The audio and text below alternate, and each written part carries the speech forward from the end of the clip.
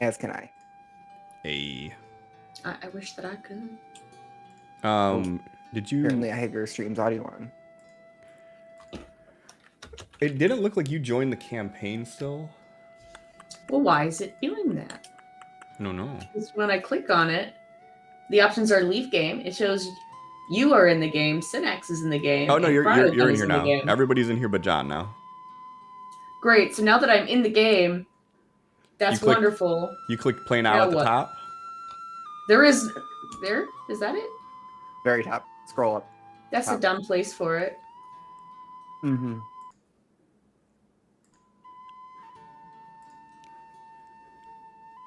It might be, but that's where it is. I'm okay. Cool. Technical difficulties aside, it wouldn't be a stream without him.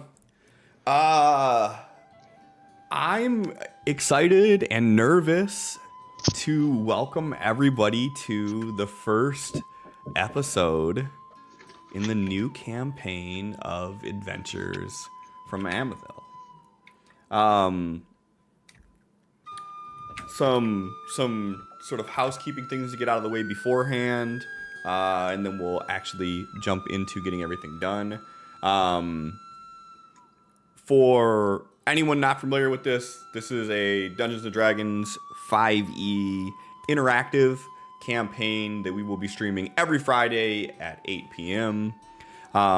Interactions for the stream come in the form of stream loot, which is a sort of digital card collecting system that allows you to play cards that do things to the stream. The cards are either A, you can earn them by watching the stream. You earn tokens of fate, and you can use those to redeem cards.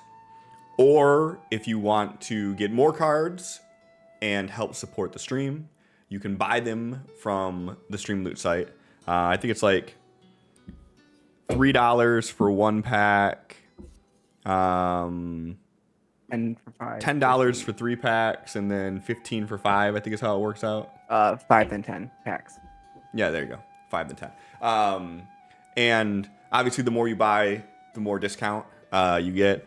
In full transparency with it, I am a Streamloots partner, and I do get a 90% ad share revenue from that. So, like, when you buy it, I actually get 90% of that money. Whereas, like, if you subscribe here on Twitch, you spend $5, and then I get $2.50 out of that.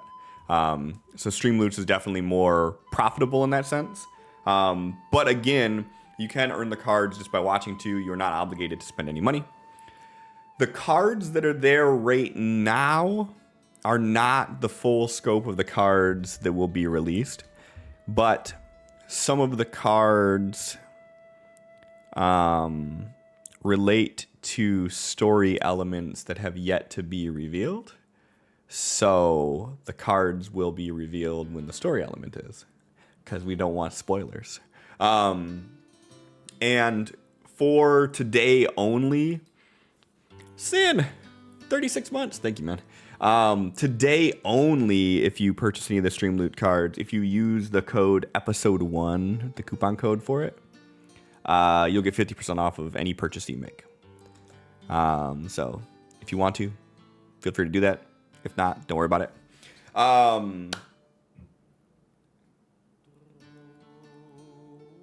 do you guys want to do like introductions? Do you guys want to introduce yourself as like people?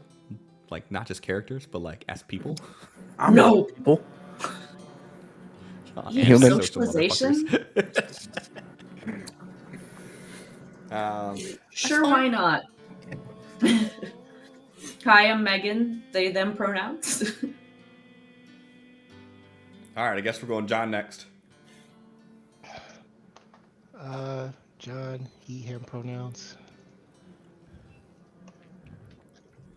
Adam? He, him pronouns. And we'll loop back around to Sin. Sin, he, him. And I'm Cliff. He, him as well. We have a lot of he, hims apparently. And for everybody but Adam, this is a return to Amethil in some way or another. whether it be long-time viewership or actually getting to play in it. And for Adam, this is new waters other than... I don't even think you've seen any of the streams of Amethil when they were Have live. not. Yeah. This is a new foray altogether. So... Life was chaotic back then. Hey, if you ever want to catch up, it's not like they're not on YouTube. Yeah, they are on YouTube to catch up on. We had our session 0 last week. Unfortunately, Megan couldn't make it because Mother Nature hates us.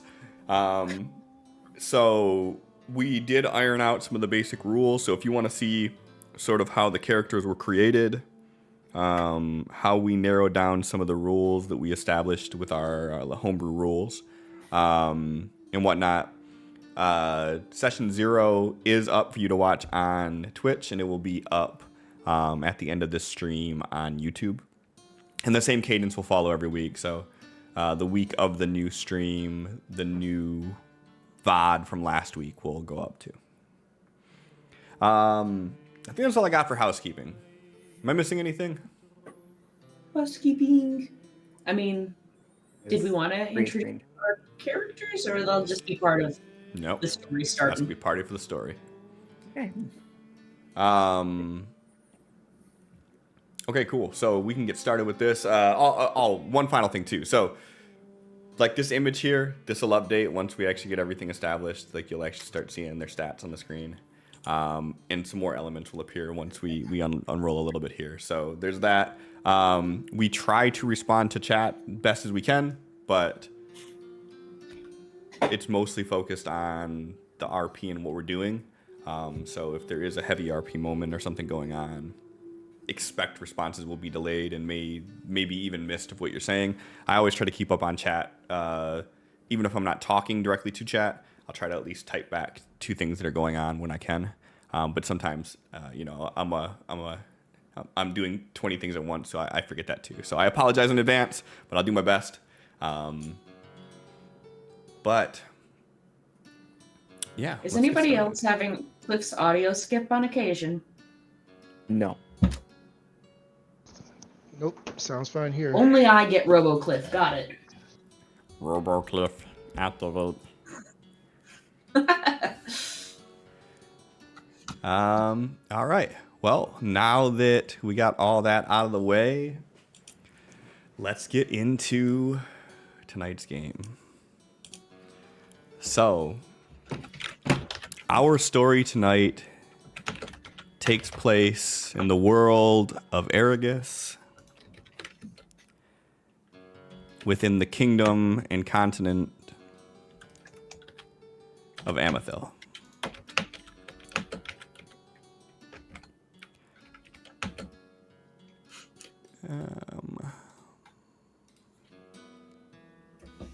And let me do this, and let me do this. Did that open that up? No. So it did it when I was testing it, but it's not going to do it now, of course. How dare they?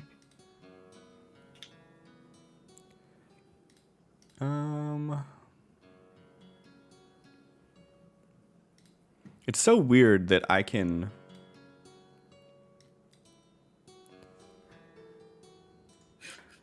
Ah, yes. Image Amethil 2024. Yeah. Within... So it's not showing it inside of Fantasy Grounds, but it is showing it on the screen. I'd have to do So the it's just loading, that exclamation means. point. No, I had to press the exclamation point to get it. Or the I, rather. Well, yeah. Yeah, that's what the link was for. Yeah, Okay. for some reason, like, I can do this. When you have it opened, for some reason I can do this and force you to look where I want you to look. But I can't open it up for you like I used to be able to do on the old ones. Don't know why. But players, if you take note of the map, it might look slightly different from the one that I gave you before when we were creating this campaign. I'd like to welcome everybody back to Amethil. Our story takes place roughly 100 years after the previous campaign. In those 100 years, Amethil has undergone quite some changes. Under the rule of King Vardrak, Amethil was a mostly well-contained kingdom. But roughly 75 years ago, an event happened that changed Amethil forever. There are many stories that explain what happened, but none know the absolute truth. All they know is that in an instance, the kingdom of Dracarius and all of its nobles vanished off the face of Aragus.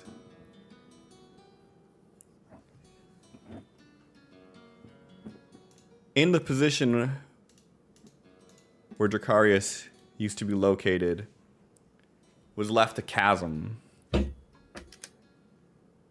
reaching down to the depths of the infinite hells. The area that was once patrolled and maintained by the finest of guard now crawls with fiends, devils, demons, and various baddies from the Underdark.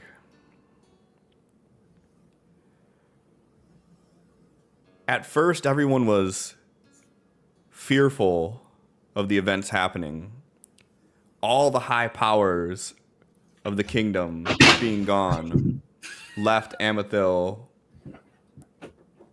without rule. But over the years, the fear turned to a sense of question.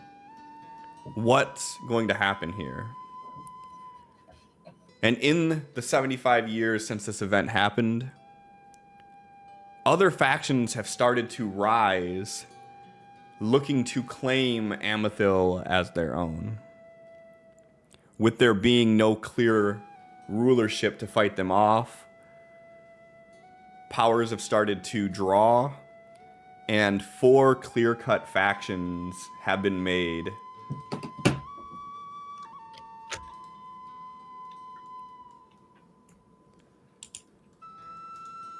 The cold north of Amethil, which was mostly uninhabited, has seen a surge in the city of Numpton, where the adventurers of Amethil have taken foothold. The adventurers of Amethil believe similar theories to what Vardrak did, that the strongest warrior should be the leader. They often act in trials of combat to prove who's worthy to lead. And they welcome any challenge that is put in front of them.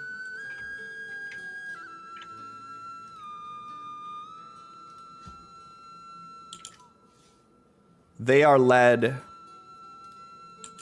by a strong Goliath barbarian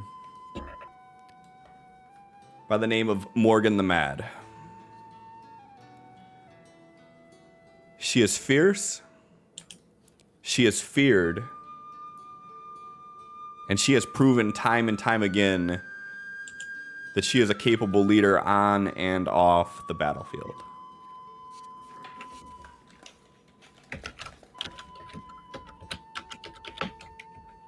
And God, do I wish there was a good way for me to be able to share images like I want to. Because this is irritating, let me tell you. You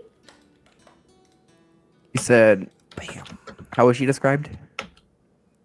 Bam? She is a Goliath barbarian.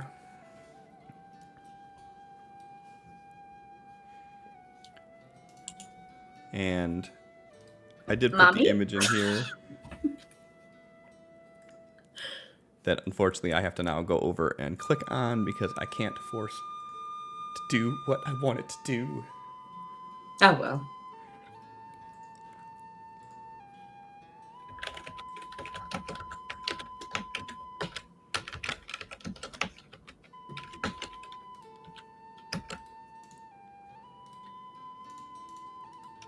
Technical difficulties are going to be the death of me, let me tell you.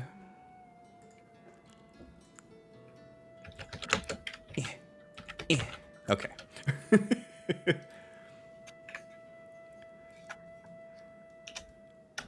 Another faction vying for power is Queen's Grace. Before Vardrak took rule, Durian was the capital of Amethil, and the Church of Durian amassed much power. Some loyalists still believe that their queen was wrongfully usurped and think that in the fleeing of Vardrak, that the Church of Durian should regain its crown. Queen's Grace believes that the church should have full and total power.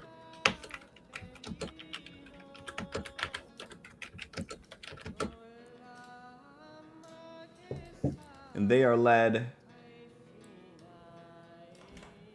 by a charismatic and very jovial human by the name of Josiah Evangelical.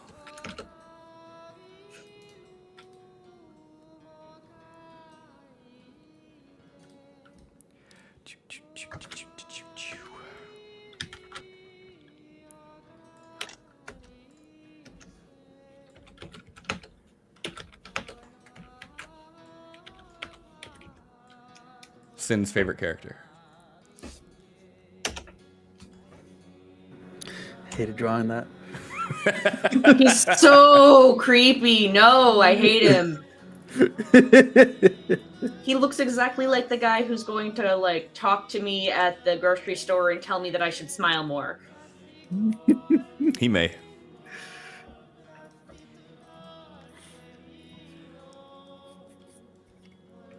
And of course, being as cherished and well thought of leader as Vardrak was, there are still many people who remain loyal to him and his beliefs. The loyalists of Dracarius think that Vardrak still is the king and that Vardrak will return. They have maintained order as much as they could throughout this time. They have preached that Vardrak has left on many crusades and has always returned. And even though this one may be longer than the previous, it will be no different. And soon the king will return. And anyone who knows Vardrak will understand the wrath of the king when he comes back. Due to Dracarius being removed from existence, the few people that were left that still had strong ties have moved into Sea Bluff and have regained resumed the paladin training within the walls of Sea Bluff.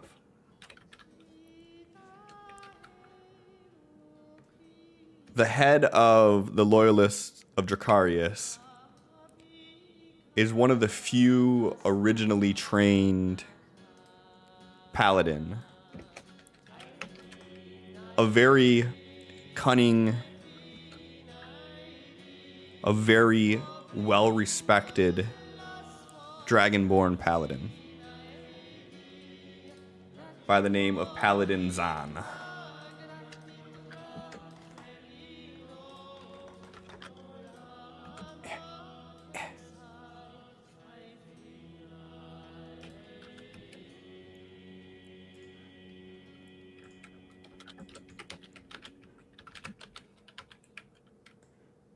Paladin Zahn is recognized as the only surviving member of the original army that had been trained by Vardrak. The stories say that he was a part of a mission to transfer precious goods from Dracarius to Durian, and was making his return the day that the event happened. And the way he describes it, within yards of the gates of Dracarius, as he and his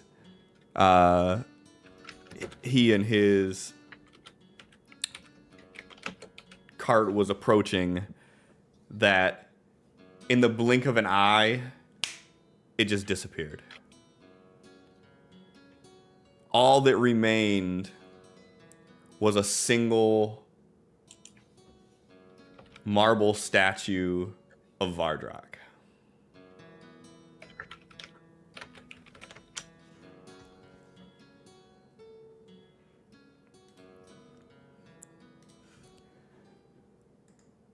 And lastly,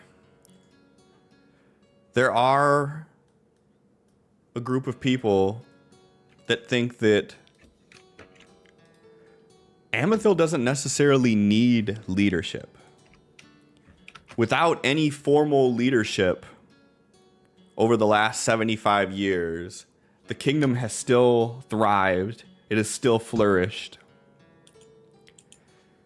And there are a group that call themselves the Order of the People that take refuge within Sandscale.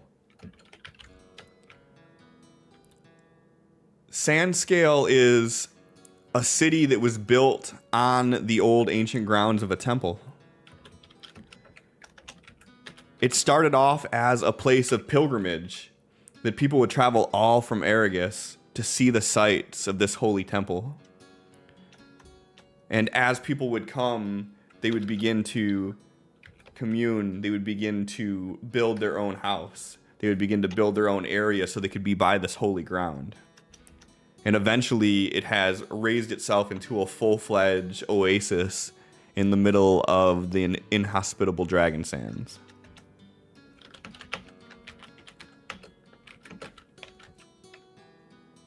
While there's no one that claims to be the leader of the Order of People,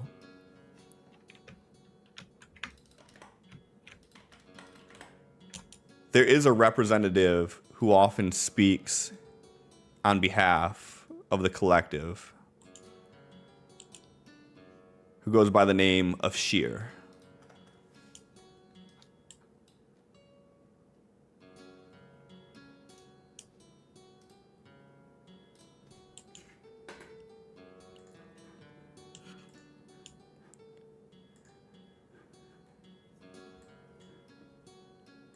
This would be so much easier if I could just do it on the one. Sheer has been renowned for his calm demeanor and his level-headedness, even in the wake of trials and tribulations that have happened, especially when raising the walls for Sandscale.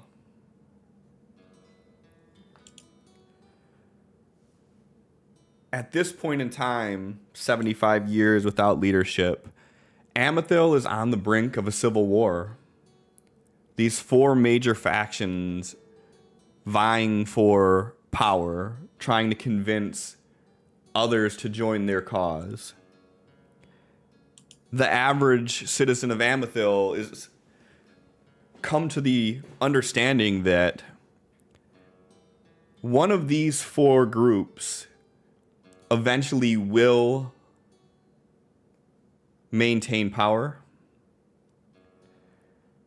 And it's everybody's notion that it's better to join one of these four factions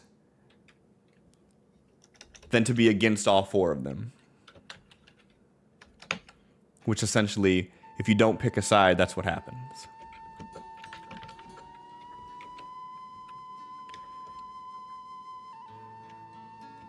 In the wake of this civil unrest, a group has come to be sort of a peacekeeper during the times of war. A group known as the Eclipsean Order. The Eclipsean Order was founded by Sir Ilarion Dawnshroud, who is a Oath of the Watcher paladin who was just becoming their own man when the Orcus incident happened.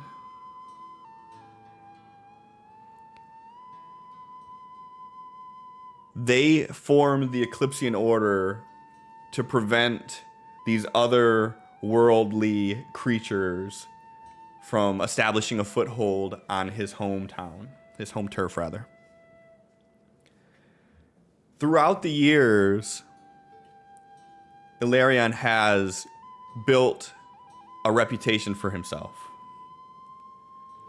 He is known as a very trustworthy, very noble, very brave warrior who oftentimes fights for the little guy despite it being not necessarily the easiest choice to make. Through his nobility,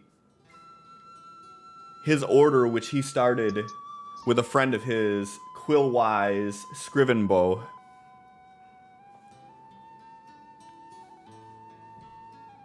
has grown in numbers.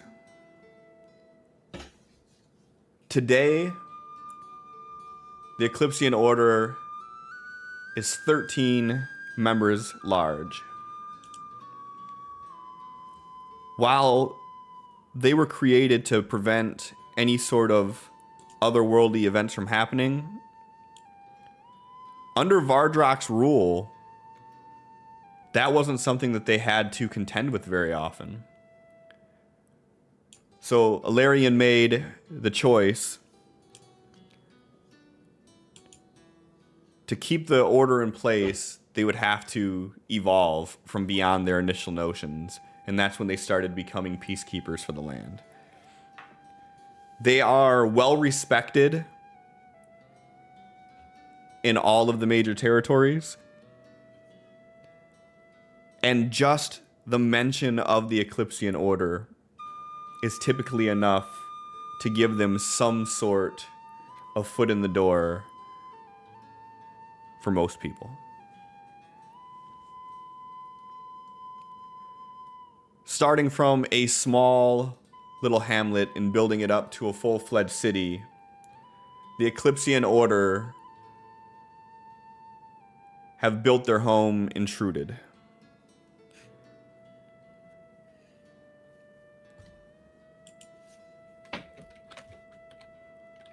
Which started with just a few people, and others who have begun to follow their cause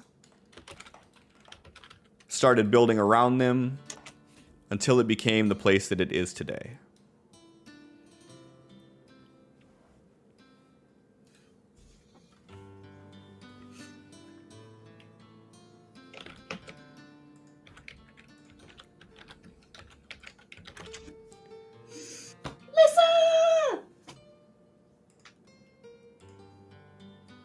Sorry, got excited.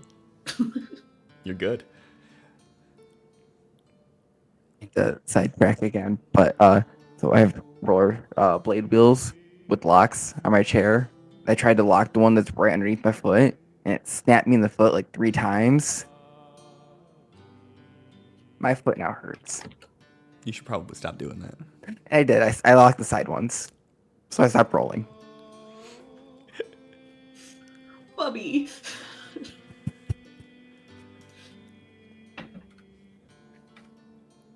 Okay. I need to get my fan. I'll be right back. You're good. Joining Ilarion and Quillwise on their journey are the remaining members of the Eclipsean Order. You have Ezra Grimraven, who is a warlock of a mysterious pact. They've been known to navigate the lines between light and shadow. There's Celestia Moonshadow, who is a serene cleric of the moon, who offers healing and support to the Order. There's Laria Whisperwind, who's an elven ranger with unparalleled archery skills and a deep connection to nature. Some of the newer members are Lunestria Silverdawn, who's a young prodigy in arcane arts. They specialize in illusions and enchantments. There's Caldric Stoneheart, who's a stoic and formidable dwarf, who's a warrior skilled in both offensive and defensive maneuvers.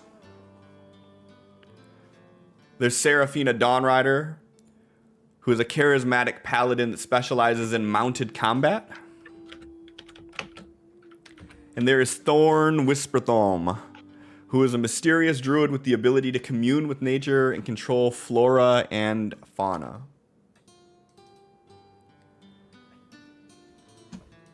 Rounding out the mighty 13 that make up the Eclipsean Order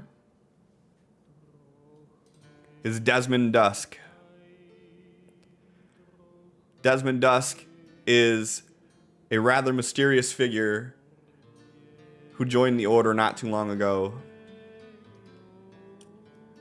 Since joining, they have been quite handy with sharpening tools and crafting aid for the group.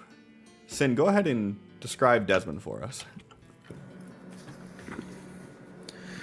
Desmond is a fully clothed and armored individual, even wears a skin suit on places that would be exposed, and over his face is a black mask that no one has really seen him take off. Always carrying around lots of tools, gadgets, and on his person, when he doesn't have a toolkit, are lots of vials filled with some kind of elixirs. Doesn't really spark up conversations with most people, unless it's about improvements to armor, weapons, or arcane issues.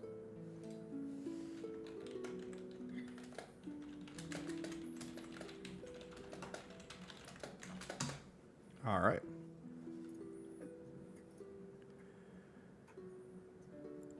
We also have a strong and cunning dwarf that joined the mix by the name of Thrain Ironforge. Thrain, go ahead and Adam, describe Thrain for us. So, Thrain is very stout and strongly built, white or light skin, almost white skin. Carries around. What's the word I used earlier? I like the word I used earlier.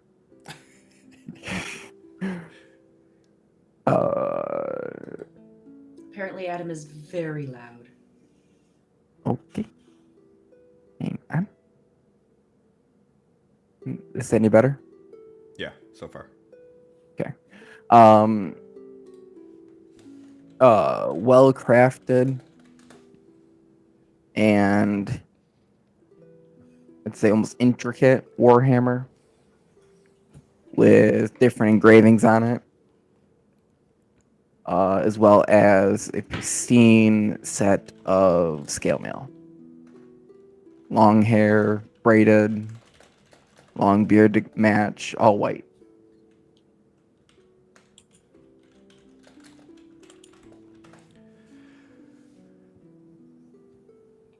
We also have Roderick Wolvencroft, who is an Amethil native. John, go ahead and describe Roderick for us. Roderick is seems to be a real peace-loving guy, despite the fact that he's got like 2 pistols on his hip and swords on his back at all times. He seems to be very even keel when he's speaking, and doesn't seem like his appearance matches his demeanor. And he is joined, and when it seems like someone's trying to get to know him, he just lets them know, like, hey, I'm just here to try and establish the peace so my village can return to their peaceful times without being pulled into any sort of conflict. His as far as he shares that they knew peace until Vardrak disappeared. So whatever he's got to do to reestablish that peace is what he's here to do. And other than that, like he will carry a conversation and everything, but doesn't seem to be quick to anger or anything. So we will have to see where that goes. You make it sound like a challenge. And last but certainly not least, a fellow paladin of the Watcher, or stuttering under the teachings of the Watcher, is Nell. I'm not going to attempt to do the last name, so you can go ahead and do the last name, and then I'll know how to pronounce it going forward. Megan, go ahead. Ombretash. Ambretash. Sure. Ombretash. It's 2 Spanish words shoved together. I know you can pronounce it right. I don't know if you've noticed or not, but I do not speak Spanish very well. Nell is also native to Amethil and grew up in Durian, always ready and desperately wanting to be a paladin. And now she is trying to help achieve peace through joining the Eclipsean Order. They are very, very kind-spirited and a bit of a goody two-shoes, but never hesitant to put someone in their place when it's needed. And as a group, this current iteration of the Eclipsean Order have been together for just over a month and a half. The group has been on 3 or so real expeditions and a few local calls, and have got to establish a little bit of a connection with one another, at least enough to know that the others are capable to assist them when needed. Every member of the Eclipsean Order is treated as an equal. Even though Alarian is the leader, he is the first one to be on the front lines. He's the first one to take the hit. He will be the first one to try to get people out of the situations. He has never operated the order in any sort of hierarchy. He has never treated anyone any differently from the moment they join it to people who have been along his side for decades. Everybody is treated with the same respect. on all of these expeditions that you have all been out on, every member of the order joins, with the exception of Quillwise. Quillwise, for anybody who is paid attention around the guild hall, is an archivist and takes that very seriously. He collects the lore. He maintains all of the knowledge of the Eclipsean Order. And he supports from a stance of scrying and with knowledge. He's also the lore keeper for the group, so he works as an unofficial historian for different events. He's a very eclectic little gnome, and oftentimes, if anyone has engaged him in conversation, have probably found him going off on tangents about things that don't really seem relevant or meaningful at the time. But more times than not, everything comes full circle from what he was talking about. And it may be a week later, but that conversation that you guys were having where he went off on a tangent, all of a sudden that comes back to relevance, and the thing that he was going off on a tangent about now makes sense to you. So it's like talking to my dad. Sure.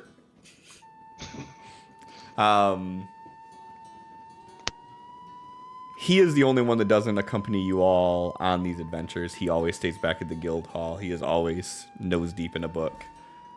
All the other members, though, have always been there. Whether it's breaking up a bar fight between two people, all 12 members are there to show face and show support.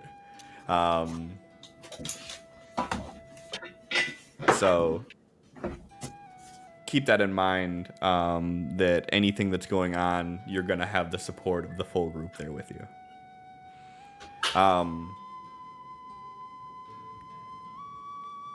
Our story takes place today, intruded within the, I don't know if you could call it a guild hall, within the large house that has been converted over into a communal area for the Eclipsean Order. Though it is rather large in comparison to some of the homes that have been built around it, it's still very modest. The group itself is a very modest group. They're not extravagant. They're not flashy. Outside of the tabards that actually reflect the Eclipsean Order's logo, and kind of are your all's unofficial uniform. Nothing really is special about the group's attire or weapons. By all accounts, they are just a average group of adventurers with a extraordinary cunning and drive that separates them from the other groups. On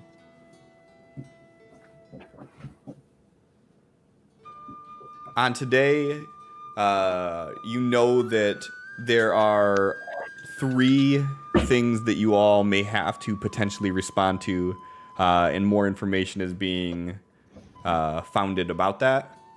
So you all essentially are at your own whim, kind of moving about the village of Truded is where our story is going to take place.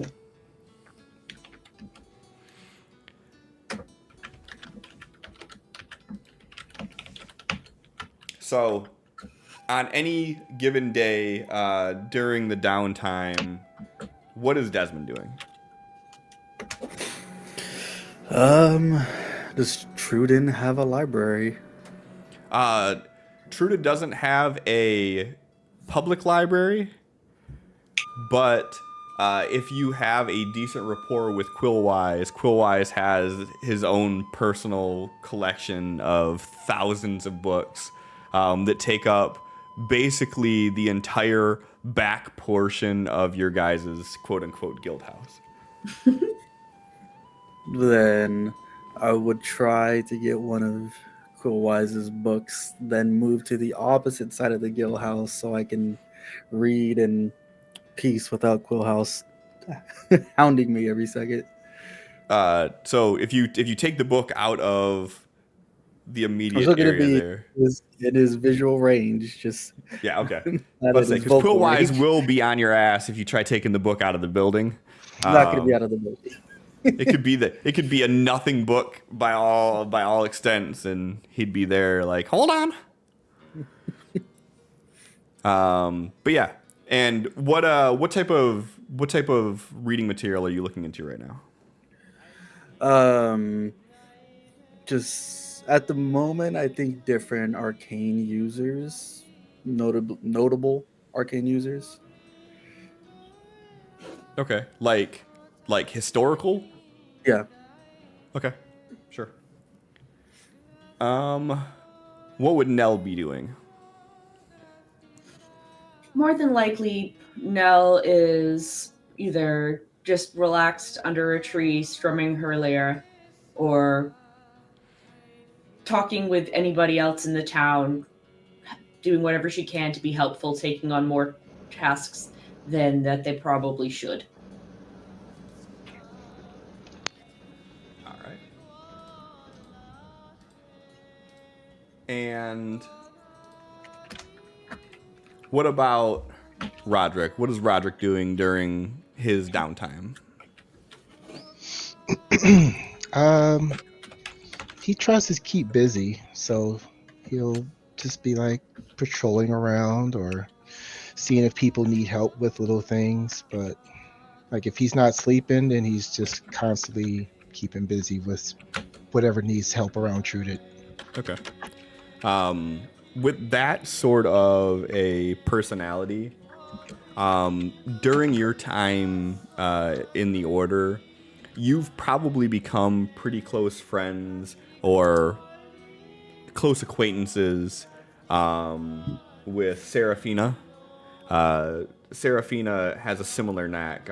She's very charismatic, and she's a paladin, and she is always the first one that's offering to help anytime anything's going on. So if someone is,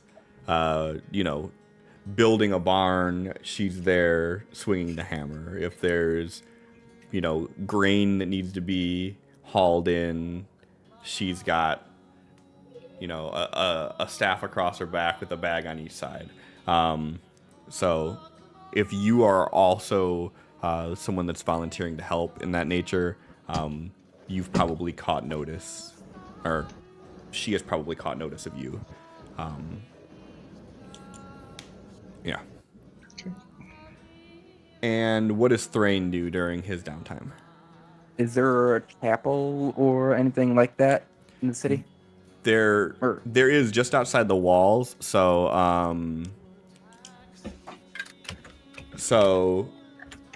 there is a chapel that was actually the first building that was built on this site, which was built as a grave site to honor soldiers that were lost during the war between Durian and Dracarius.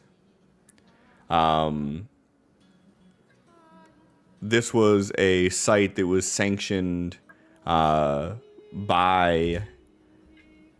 the Queen, and it actually is the resting place of soldiers on both sides of that war.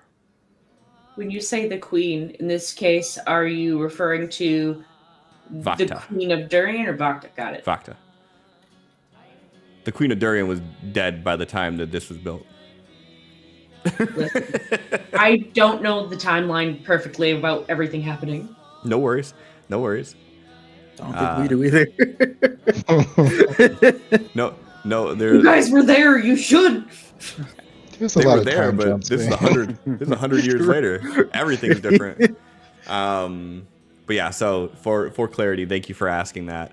This was sanctioned by Queen Vakta as a place to honor the warriors on both sides of that fight. Actually, this is a good time. Everybody go ahead and give me a history roll.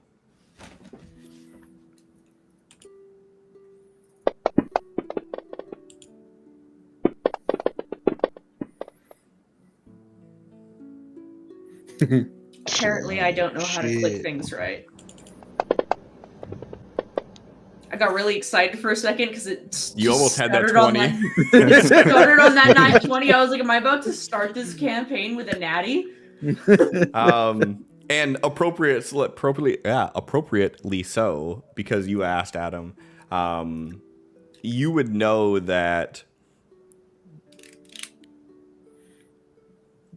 the war that was fought between Dracarius and Durian, which is essentially what established Vardrak as king.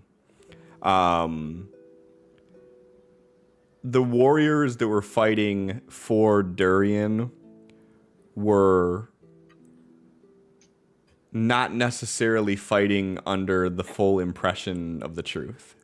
There was a lot of things about the previous queen that came to light after that they may not have known about. And as such, that's why this site was built to honor both sides of it, was because Vardrak being a paladin of conquest, anyone who died in the battle earned their place.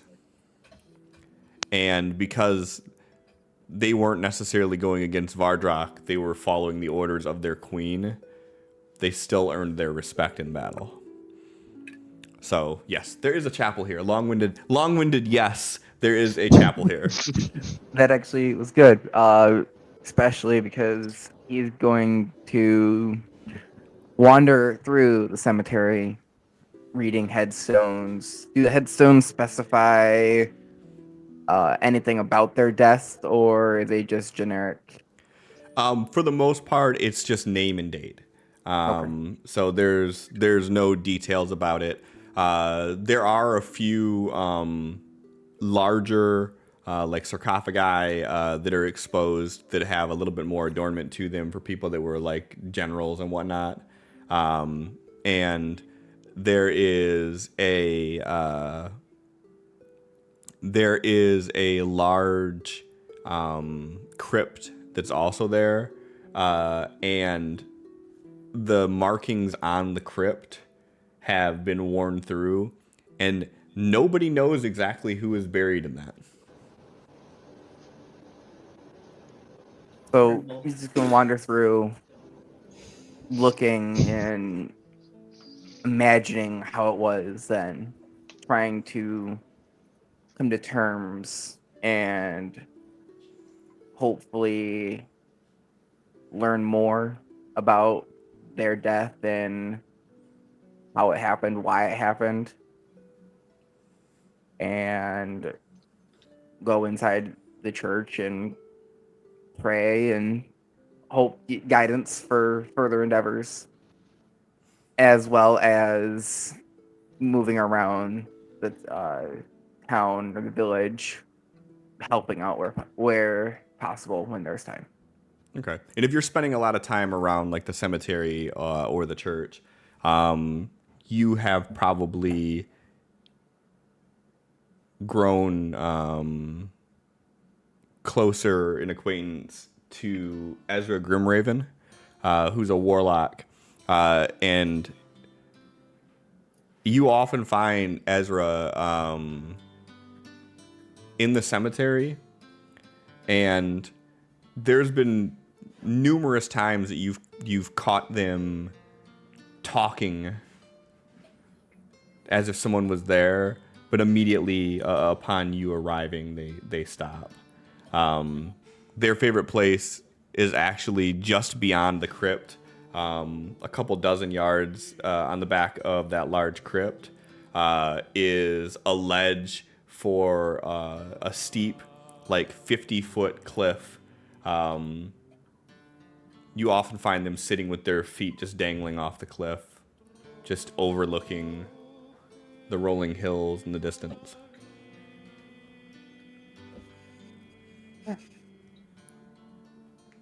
And then pretty much same as Roderick, just helping her out where possible. Not necessarily with him, but just out there. All right. Yeah, so everyone is going about their daily duties, and around midday, you all see something that has now become a common occurrence here. But you see this beacon of light that shoots above where your guild hall would be at, and it shines the crest of the Eclipsean Order. And it can be seen from anywhere within the city limits, and in quite a ways away you can see it too. But you have all learned that this is the signal of Ilarion calling a meeting together for everybody to discuss the plans.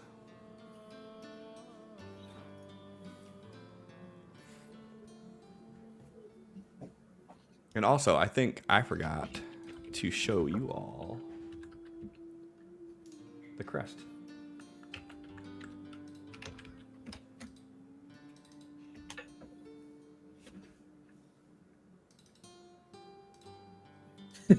We have a bad signal.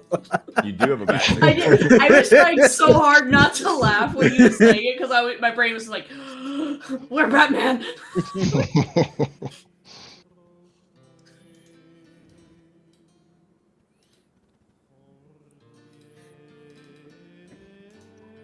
Also, Adam, if Threin had remembered Nell's last name, you would find a stone that had her last name on it in the graveyard. Let me type it out since it's cut off real quick. What was the last name? It is Just look at the Ombre. die roll. Look at Yeah, Oh, hey, look yeah, at the there it is. dice. Umbratosh. Okay. Now be a He will come up to you and ask about it. Is this a now thing or an eventually thing? Depends on how urgent Cliff is. Cliff's not urgent. You'll know when I'm urgent. Yep, now thing. Well, that's my father. He fought alongside Vardrak in the war, and just a foot soldier, really not even a true soldier, just somebody who was a resident of Darien who didn't believe in the king's rule. And I was very young when we lost him. Is it part of the reason why you're here? I mean, yes and no. I was always raised to respect the king and the peace that he had brought. I have very few memories, but I do have memories of before his rule. And it was not as nice. I'm here to keep the peace and do what I can to instill his ways. If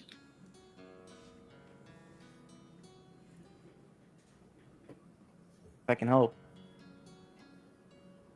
I try to understand the ways of life and death. Death is a natural thing, but sometimes it comes too early for some. Of course. But this also happened well over 100 years ago. Of course. I don't remember much of him, but he was a good man.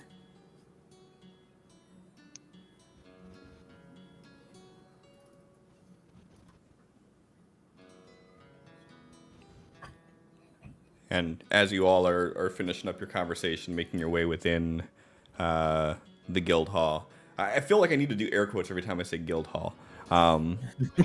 Shit on our guild hall cliff. Just understand it's a guild hall. Our But it's hall not a of guild justice. hall, but it's a guild hall. Base of operations. Yeah. The Batcave.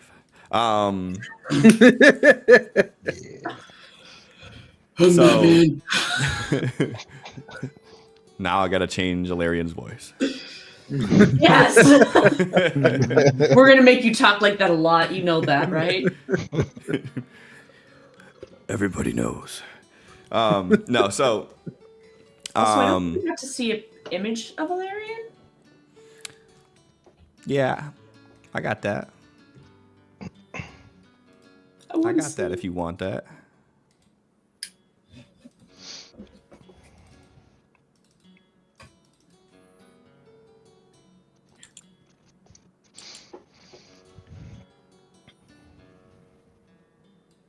I ain't got that. Fine. Like I said, I didn't do that. No, I got that. Just had to wait for it to refresh. Still waiting for it to refresh. I promise you, one of these days it's gonna refresh. Oh, that's why. So I'm having issues with this because some of these image formats are kind of wonky. Let me do this and see if I break anything. Hey, there we go.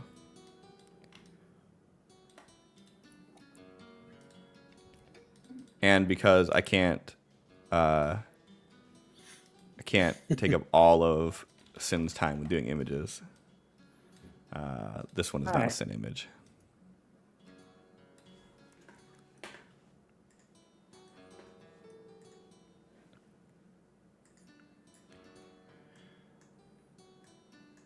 But as you all walk in, you see Ilarion standing near the large table that doubles as your debriefing table and the table that you all eat from.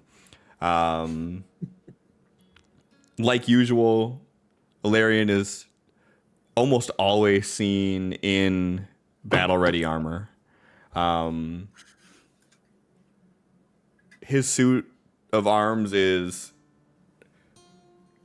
a fancy set of steel armor with 2 gems on either side representing both the light and the darkness. And as he's there and you are all walking in, he greets everybody and he's like, "My family in arms. The people of Amethil have called upon us yet again to handle their woes and to bib their nightmares." And then he just does a little smile as he glances at everybody sort of filing in. It seems that the pools have run rich today. Not only do we have a job, but we have 3. Now, you all have been here long enough to know that most of the time, these sightings aren't what they appear. How many times have we been called to deal with fey nonsense for it to be a panicky old woman scared of children playing in the woods?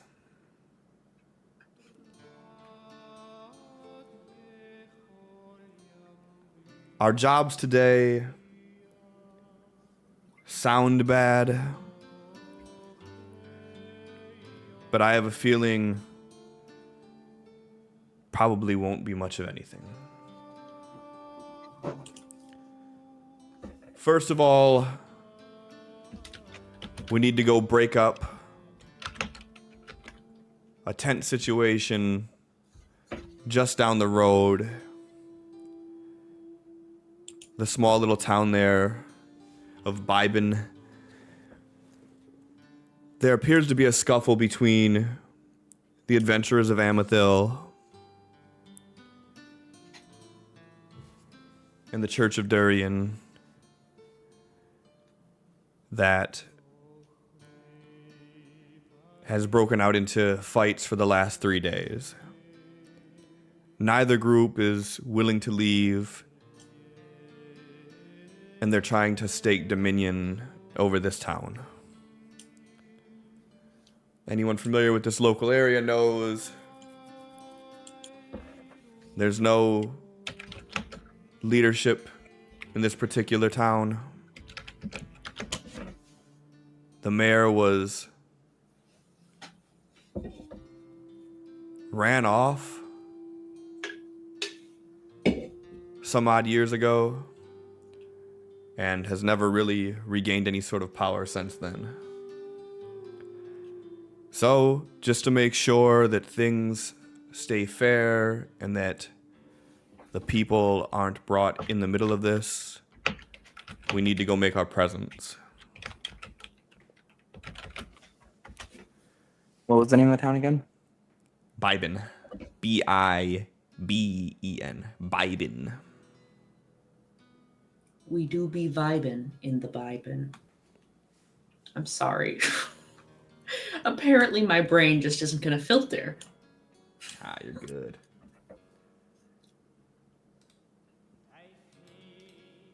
I don't assume once we show face there that the tension will last much longer. Both of the forces seem to be relatively small in scale. So when the 12 of us show up in our matching tabards, on our noble steeds, well, I think you all know that they'll probably clear out. Secondly, we heard rumors that there was occult activity. This one didn't come from a reputable place,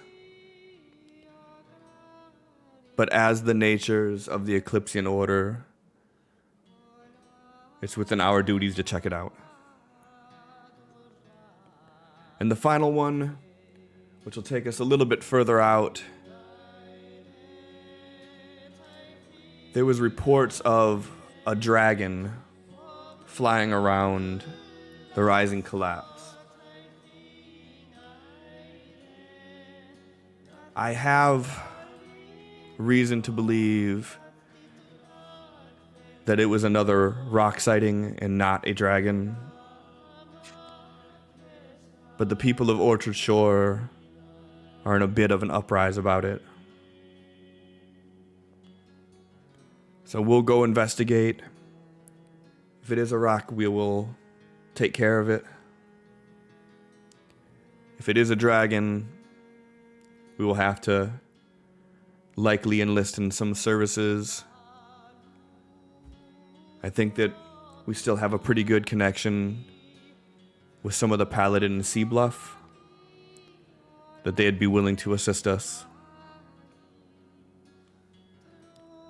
Luckily, I've heard nothing of an attack, of anyone being injured by this.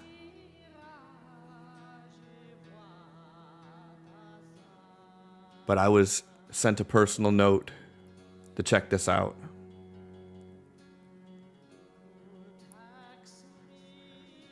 Does anyone have any questions?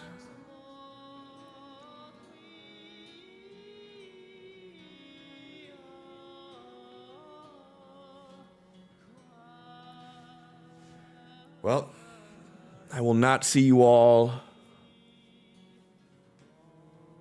leaving here without a good meal in your belly. So first we feast, then we can head out. If you think of anything, let me know. As always, I appreciate each and every one of you for still being here and standing alongside me. He gives you a nod, and he looks over, nods at a few of the other members, and they all start heading off towards the kitchen. So apparently the Stream Loots cards are not there. I mean, Get them earlier. I I mean, Dis- tell that to Bob. disagree.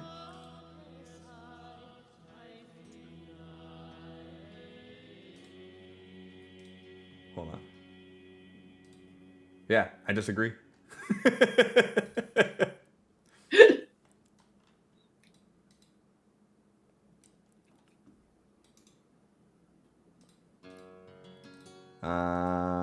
Glorious. Bob. I sent you a link, Bob. Bob. Bob. Sorry, I know you don't like that. Chappy. Oh, our favorite chap ass. Yeah, so moments later, group comes out with, a large boar on a platter that's heavy enough that it takes 4 members of the order to carry it.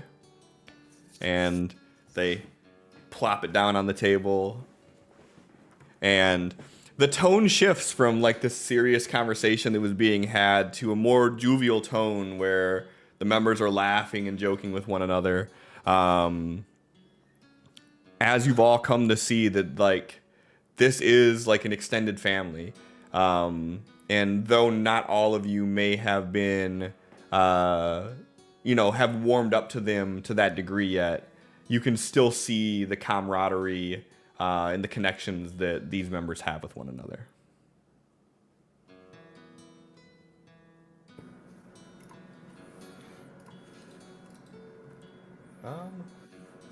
Say Thrain has opened up to a lot of them. Is in joining in where in the festivities a lot instead of just hiding in the shadows. Awesome, yeah. Well, I mean, like you'd be his welcome appearance only. would assume. super pale and just kind of ghastly looking, and you're all the loudest, warmest one of the bunch. Yep. Nell would definitely be up there talking with everyone as well. They are a very social butterfly.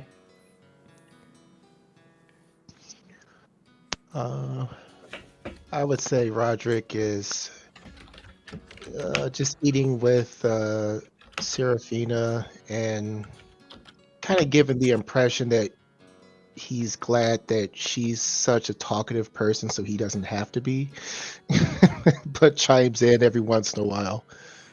Yeah. And just given her personality, like, she probably draws you into conversation quite often, like even against your will, sort of like, oh yeah, remember when, and just kind of pulls you into it. Damn it. I'm gonna keep an eye out for Ezra. Yeah, See I mean, where she's all hanging members out. are here. So Is she by herself or is she in the mix with everybody?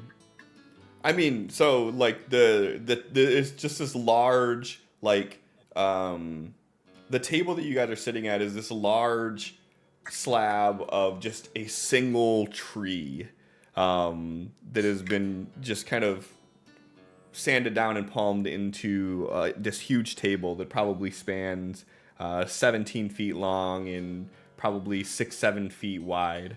And there's seats all around it. And as the nature of the group is, everybody has started to sort of fall into where their seats are at, but there's no like assigned seat. There's not like one person always sits at the helm of the table or anything like that. So really, if you see them in there and you wanted to sit next to them to engage a conversation, like no one would be opposed to you doing that. I think is, are they more sitting off by themselves, or like are they in the mix of everything going on? So the 9 core members outside of the 4 PCs, they are all very close to one another. They are always engaged in these, even though like they each have their own individualisms, and like some of them like Ezra is more of a loner, but in these types of scenarios, like they're as much part of the conversation. They're probably like Roderick in the sense of like they're sort of begrudgingly part of it. Like they're just there trying to eat, and they're like, "Oh, remember that time?" And you know they're kind of pulled into it. But yeah, but they're there socializing in the mix too. Okay.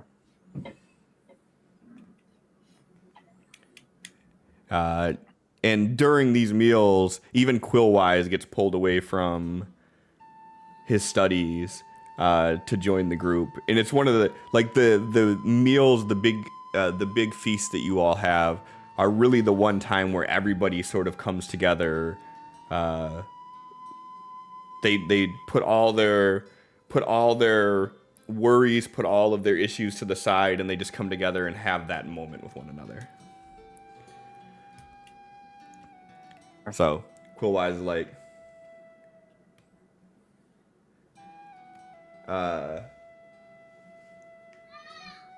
Lyria, you have outdone yourself with this one. This boar is magnificent. Sort of looks over for like confirmation from everybody. It's Oh, amazing. yes, indeed. I'm not usually big on pork, but this is where it's at. I don't know how she does it, but a clean kill always makes a difference. And then like you have like Celestria, like, too bad you don't have that same shot when we're out hunting Noel.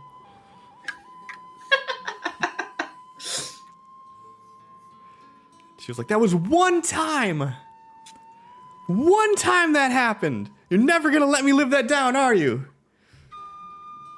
Wouldn't be a friend if they did.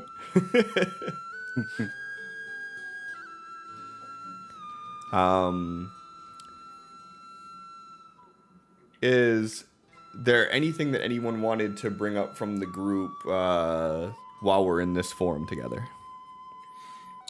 Desmond would go sit next to Roderick for a brief second,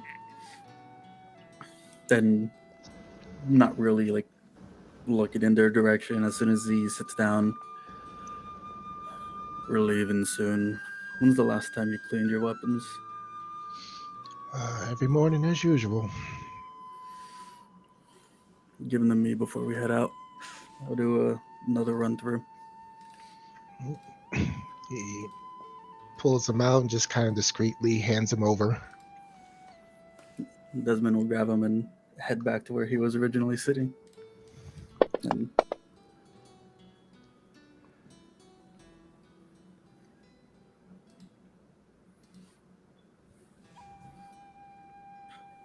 in between bites, he'll like take one bite, grab the weapon, move it around a little bit, take another bite, go back and just make sure it's all cleaned and maintained. Greasy Your dirty fingerprints food on 'em. fingers? Right. Dirty food pork fingers? He's wearing gloves. He's eating the ribs like, and now the gut. No, he has like a big bib over him, his own cutlery. He got another pair of gloves over, like he took off his original gloves, put on new ones. Got silverware, a fork, little pieces, and going over with his specific tools, not even doing it with his hands, like little jimmies that he's touching the weapons with. So your tools are covered in sauce. Got it. Don't you worry about that. Adorable. Is there It's a little a brain, Yes. a forge, or a weaponsmith in the town? Not per se. There is a general store with a man who is sort of a jack of all trades. Like he knows his way around the forge enough to maintain, but like I wouldn't call him a master blacksmith or anything. Okay. You said we've been here a while, right? Yeah. Yeah, you've been here at the very minimum. You've been here at least a month and a half. Okay. And potentially more depending on, your backstory with it. Is there a possibility during that time I try and craft a dagger myself? Is there like a forge I can use? Yeah, I mean, you'd probably be able to. It would be it would depend on your rapport with them. So it wouldn't be right away, but it would. Sure. After Give about a me just give me a straight charisma check.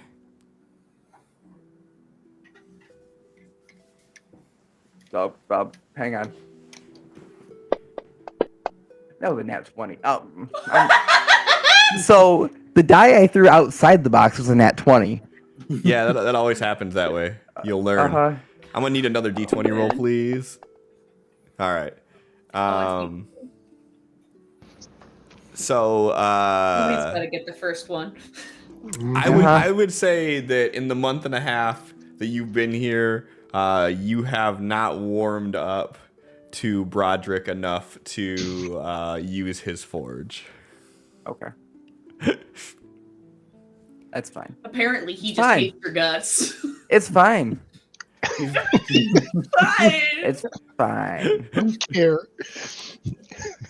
Can I use your forge? Oh, Iron Forge wants to use the forge again.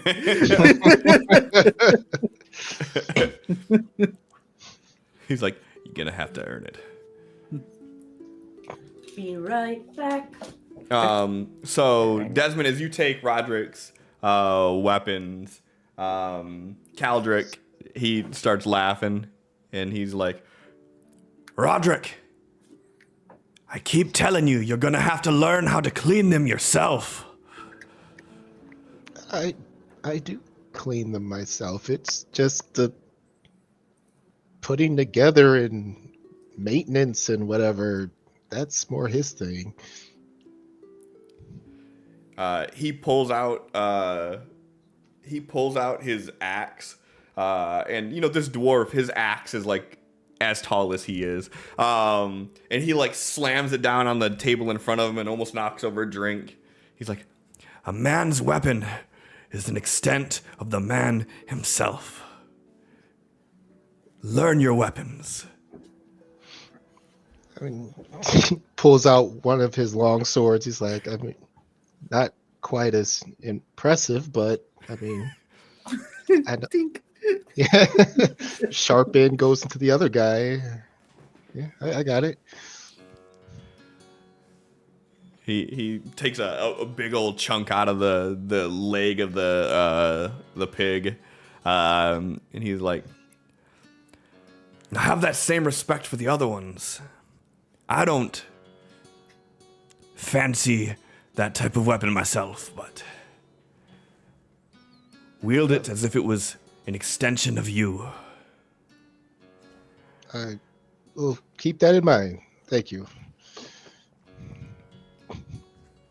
And then he like his conversation just starts like weaning off to someone else, and they just kind of go off on a tangent. Like, oh, good.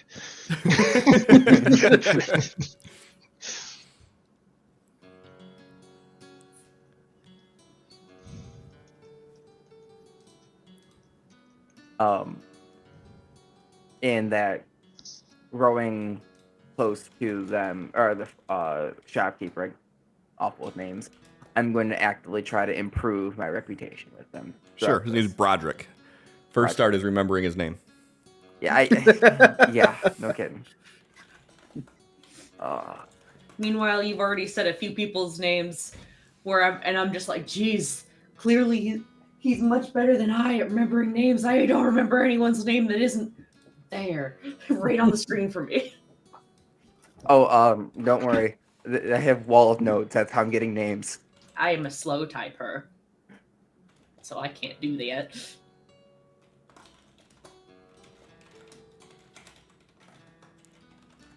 I use a thing called Millinote, which allows me to group things together. So like I'm trying to keep better order this time than my previous campaigns. That way, like, everything's here. So yeah. I'll be getting. I'll be having to watch the VODs to refine my notes.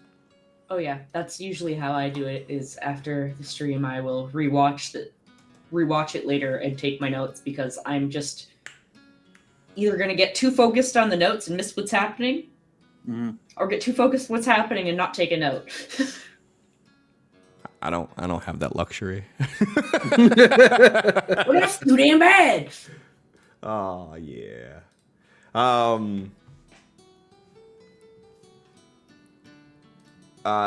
Is anybody else doing anything else in the immediate here?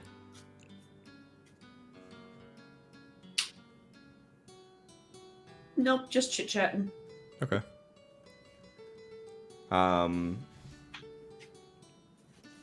So you all finish up with the feast and everybody's like chatting and having a good time, and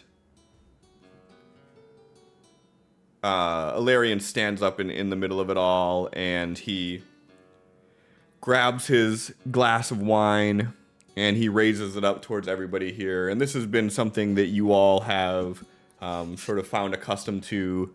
Hey, we can do that. This is something that we've all found accustomed to. In spirit. And as you all are finishing your meal, he looks and he goes, "I just want you all to know how much I appreciate you and respect you. By the light, by the shade, Eclipsians never fade. With sword and shield we stand true, to protect all realms we will do. From dusk till dawn, our order is strong. Justice guides, and we belong.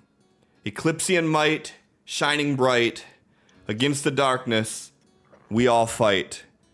For honor and glory for the realms, Eclipsians, stand at the helm. Hear, hear." And then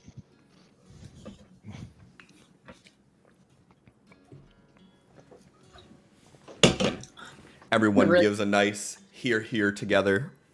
The raised religious urge to respond to amen for that. My brain was like, amen. Stop that. My brain was thinking that. You'll get for that one. Like, oh, this sounds enough like a prayer for my brain to say amen at the end.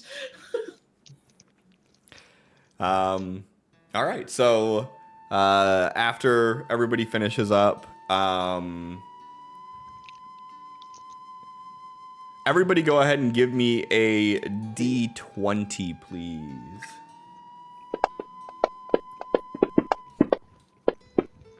I was almost 17. Hey. Nobody. Cliff cheating. Right. How else am I supposed to keep up?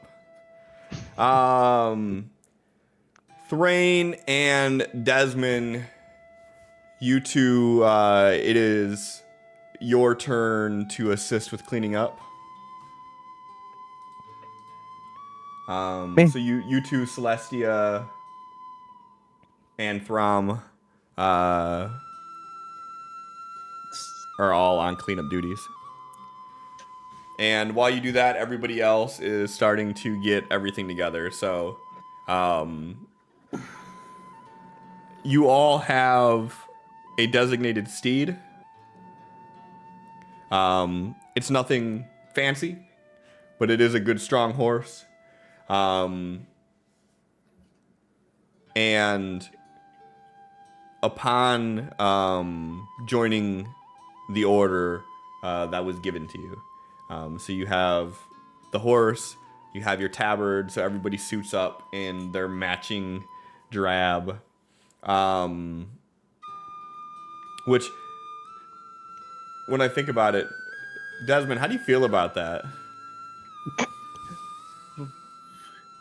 He would throw it on over what he already has. Well, yeah, that's the idea of it. It's just that your attire is very specific, and then you got like this blue like tabard that you're wearing over it. Yeah, and still make sure every part of him else is covered up, but and just blue over it. Yeah, so you guys get together, and once everything's cleaned up, everybody else is getting the horses ready, getting the gear ready, and you guys head out. It's about midday. You're going about a half day's journey to the north of where you're at right now, so you should be getting there around sundown. For inspiration, does anybody want to tell a tale, sing a song, or some other exercise of what you all did while you were doing this half-day ride? Is it a roll? Or are you going to actually make me sing? I'm going to actually make you sing. Or tell a No. story, or... Never gonna get that one out of me. It's more of the like, I wouldn't know what I would sing. The window to the wall. Everyone's favorite riding song. Wait, I mean, the wheels on the bus? or like a story of like, you know, a past Just one kind of adventure that thing, you have yeah. been on, or you don't have to if you don't want to, but if you would like an inspiration, it is available for your taking. I'll have to come up with things later. 'Cause I don't have anything on the whim in the improv bank right now for a little monologue. Okay.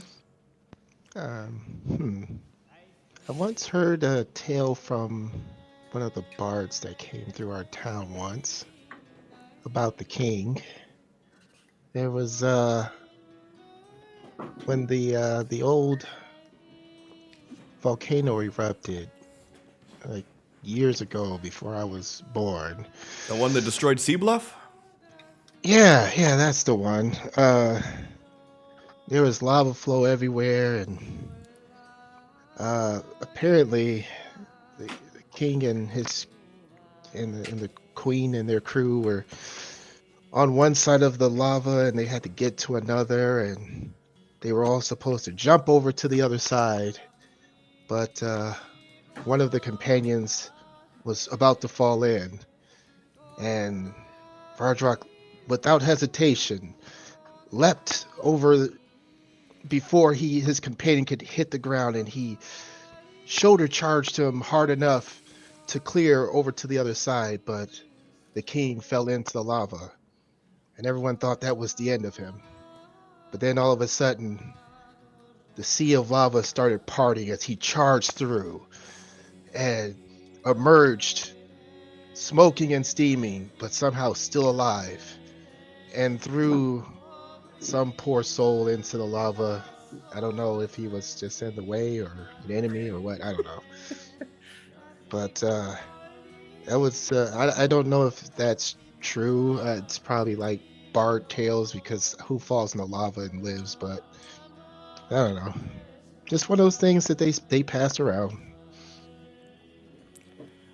I've heard that one actually, except for When I heard it, it was the queen that saved everyone. Oh, could have been.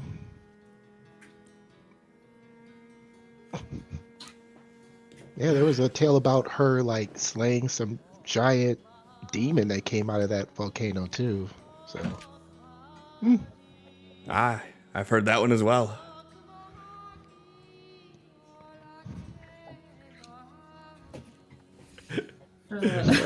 John, earn your inspiration.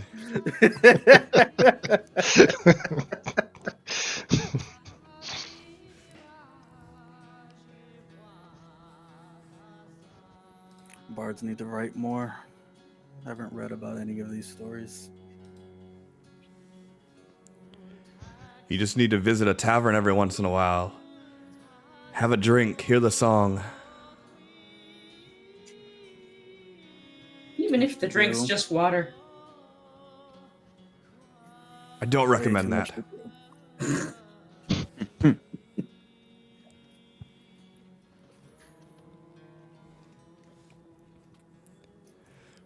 Desmond, in your travels around Amethil, have you made your way to Sea Bluff yet? As soon as I stepped foot on Amethil, I went straight to the Order. So my time on Amethil is pretty well cataloged on places I've traveled and haven't. I don't recall a past mission in the last few months heading to Sea Bluff. No, we don't make ourselves out there too often. The Paladin have that area pretty well under control. And I would recommend, if you have some downtime and you want to learn a little bit of the history of Amethil, make your way to Sea Bluff. There's a lot you could learn that would help fill in some gaps of why she's in the state that she's in right now.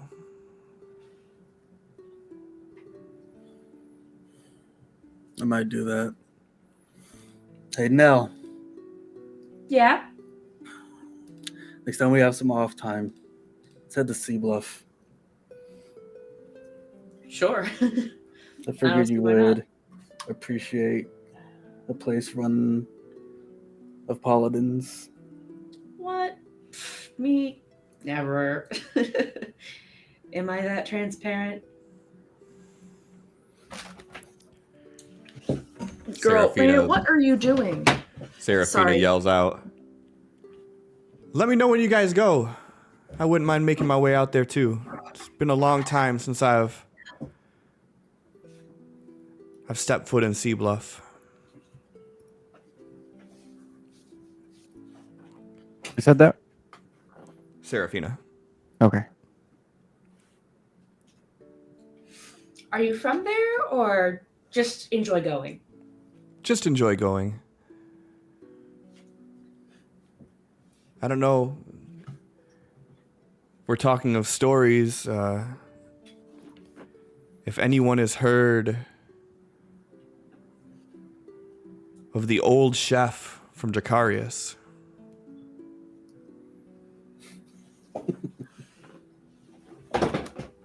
Just stories about a chef.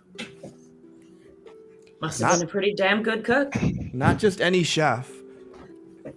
And Larian interrupts her like, "All right, stay focused. We're approaching right now. We'll pick up this conversation when we leave.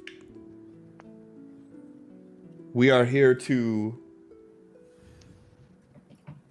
keep the peace and make sure that if a fight does break out, that none of the civilians are hurt.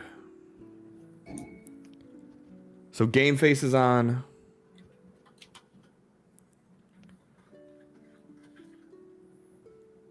And then he picks up the pace a little bit. And you all see, just a couple yards ahead of you, The glow from the torches on the horizon as you all get to this small little hamlet of Bibin. Really a blip on the map. It's like 6 buildings in total. And the largest one in the middle is this old log cabin tavern.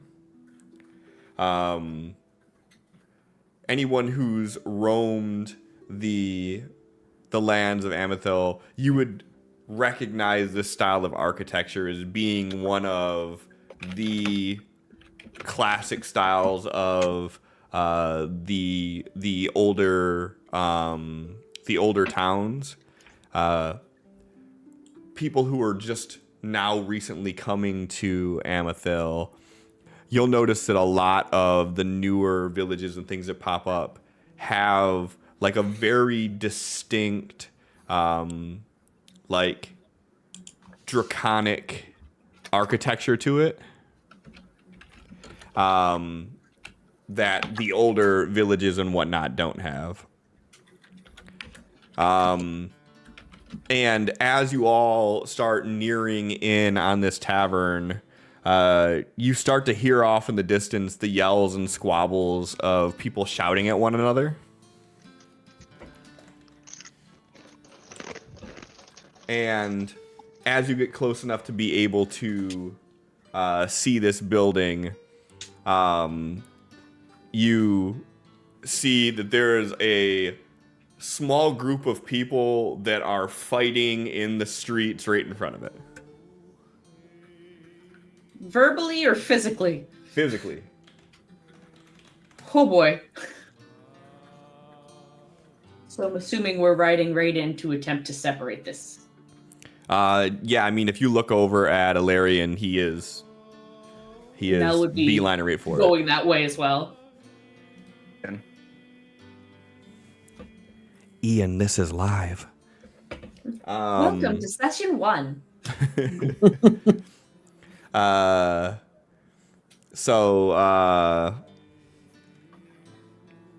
so you said Nell's joining right alongside? Yeah. What's everybody's demeanor on this? Is everybody trying to get front line, to get in the middle of it? Are people like setting up like a perimeter? Like, how's everybody's approach to this? I try to get in the middle and separate people. That was my idea as well. Desmond will stay back a little bit to see if anyone actually draws. Like, is it like a fist fight or is it like swords out? It's a fist fight right now. Yeah, Desmond will stay back to see if anyone like draws a weapon or anything. So not in the middle of everything, but somewhere he can have a good watch on it. And Roderick's looking for any citizens that seem like they don't want any part of this. And it's gonna, if he sees me, he's gonna head over to them. Sure. Everybody go ahead and give me a perception roll, please.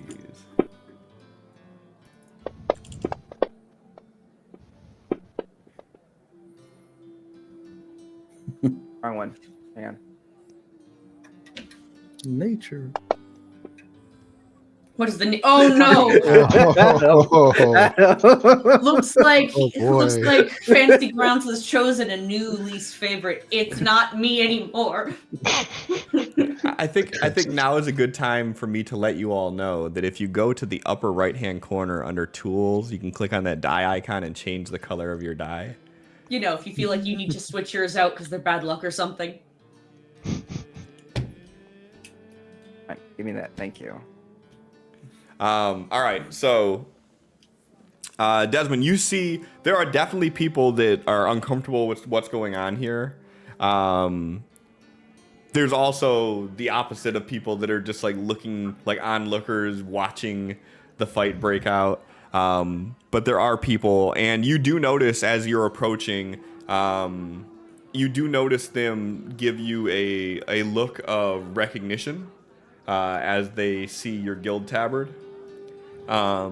And you see that they are a lot more, they appear to be a lot more at ease now that you all have shown up.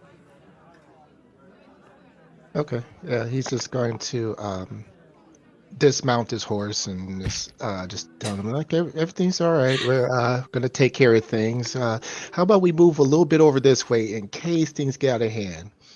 He's just gonna kind of like shuffle them along. Not me having a jump scare for the punch sound. Sorry. I was not ready for that, apparently. I just. So as you're starting to control that aspect of it, Alarian jumps right into the middle, and he's like, all right, what's going on here? Why are we fighting in the middle of the street like a bunch of goblin on the hunt? And like you see like him splitting two people up physically and like kind of standing in the middle of it, and you just hear him like yelling back and forth like, this territory belongs to the citizens of Durian. The Church of Durian owns domain here. And on the other end of it, you see them just yelling, Amethil is a hunting ground full of game. We are the hunters.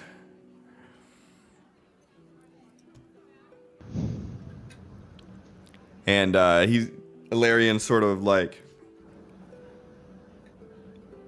you all need to take this outside of the city lines. Do not bring these innocent people into the middle of your squabble.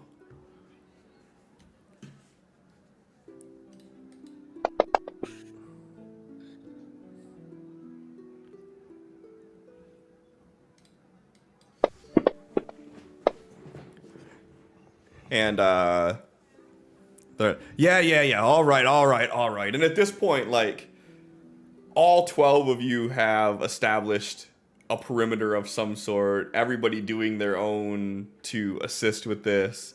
You know, all of you fully armor clad, all of you wearing matching outfits, whereas you have this small group of like 6 to 10 people that are fighting amongst one another, realizing that they're sort of not really in a position to argue.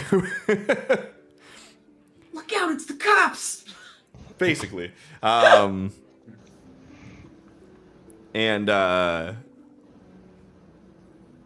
you know, they start going their own separate ways, and they're still talking back and forth to one another, just talking shit. And Alarian looks over to Nell, who's probably the closest one to him right now, and basically says, have a quick look around. Make sure everything's cooling off here. I'm going to go inside, speak with the tavern keep, see if there's anything else that we need to look at around here. Hopefully we only have to maintain presence for a short while, and then we can be off. Be walking up around then. Do we know how long this has been going on? The notification I heard said that it's been going on for the past 4 nights. Okay. So I assume that there's probably other members of the faction inside. In fact, Thrain, if you want, join me inside. If there's any kind of trouble, I'll signal for you all to join me. Yes, sir. Yes, sir. Stop with the sir. No, sir. Yes, my friend. I'll jokingly say Thrain, that. he punches you in the arm. That's fine. It's more of a joke when I say it with a smile. Yeah, he gives you that same little smirk that he did when he was talking earlier, but he still sort of maintained that stoic face to maintain the appearance. Yeah. And he walks inside the tavern. Roderick, are you talking to any of the people that are there, or are you just sort of like standing aside and like making sure everything's good?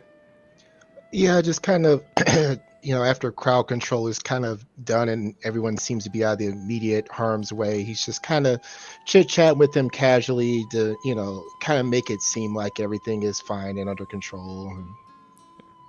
They're like, I just wish that the king would just return. I don't necessarily agree with everything that he does, but it's hard to deny that Amethil was in better shape when he was still here.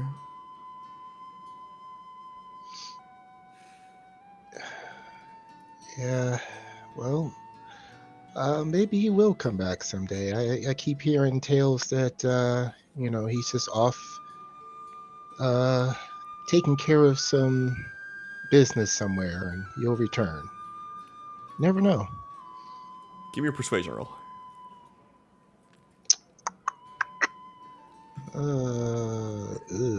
This is going to be a rough one. Hey. Not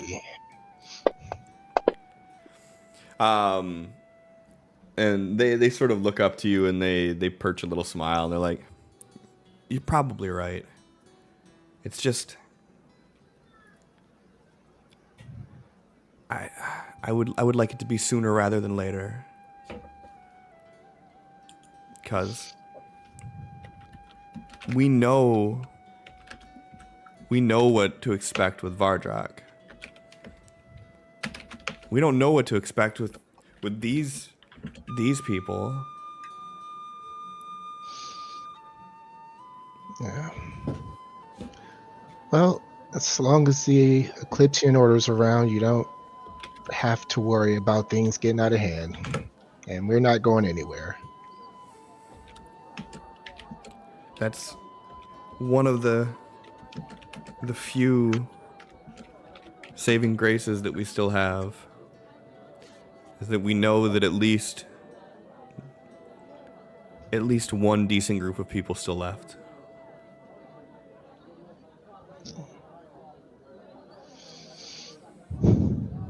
And then back inside, Ilarian's talking to the tavern keep, and as they're walking in, he sort of leans into you, Thrain, and he's like, all right, I just need you to stand there with your arms crossed and look tough. Stand there with my shield. I'm not actually holding my warhammer, but I'm just standing there with my shield in front of my arms crossed. Perfect. And he's like, let me know if anyone makes any moves. I'll stand by the door. Yeah. And then he walks up to the tavern keep and he's like, well, we stopped the scuffle out front. Do you know if there are any more still in the building? He's like, I don't know. I think that was the majority of them that were out there, but they keep coming back every night.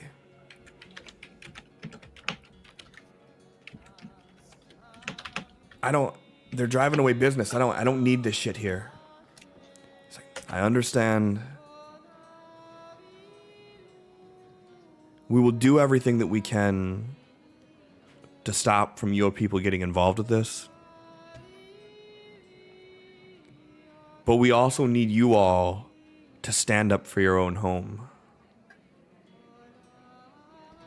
All of you. And he turns around and he like yells out to the tavern. There are more of you than there are of them. Stand up for your home. Fight for it. If there are things going on that you do not like, make yourself heard. There's no reason that you should have these people fighting out in the streets, claiming dominance over your domain. Do I see anyone trying to blend in or not be seen? Give me an investigation roll.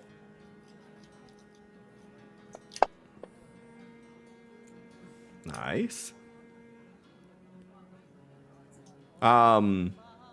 You don't see anybody that seems to be like trying to blend in or anything, but you do see as Alarian is giving his speech to the group, you do see a couple people in the back that don't seem to be as receptive as the rest of them, and you see them sort of talking amongst one another and like sort of pointing up towards him.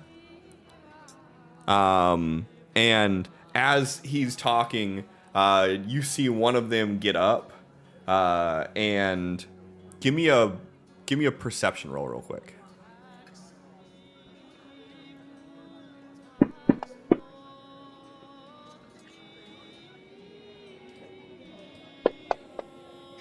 As I see him get up, I am gonna grab my warhammer, not draw it, but just grab it and be ready to draw it if needed.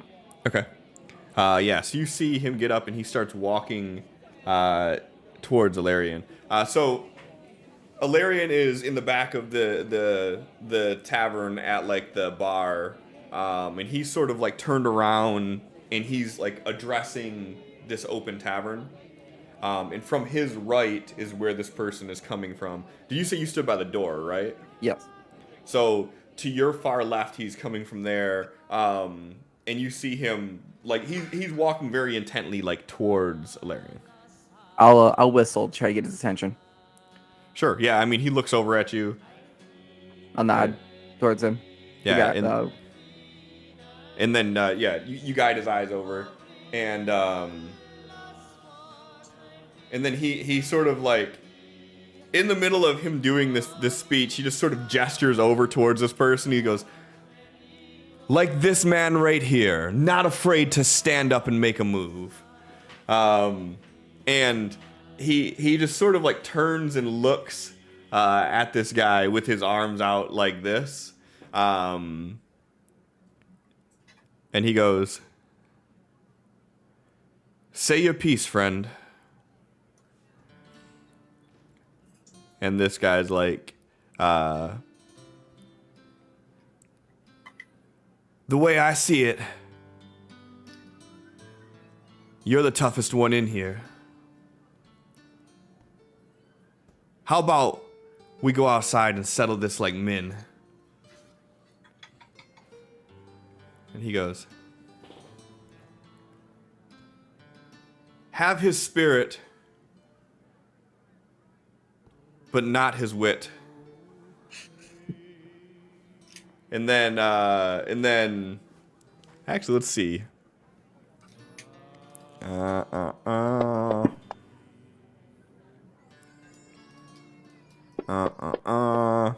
Yeah. So as he says that, the guy approaches and you see him reach from his side and he like motions forward and you notice that he has a blade in his hand. And as he does it, you see Alarian in one motion pull out his longsword, parry it, and then strike the guy one time. And he sort of knocks him back and he says, not in here. As I see that happen, I will. I only see two of them. Yeah, well, there's the one guy that stood up. There's more at the table in the back that he was talking to, though. How many? There's 4 in total. 3 at the table and then this guy. Hang on. I'm going to pick him and 2 others at the table and cast Bane.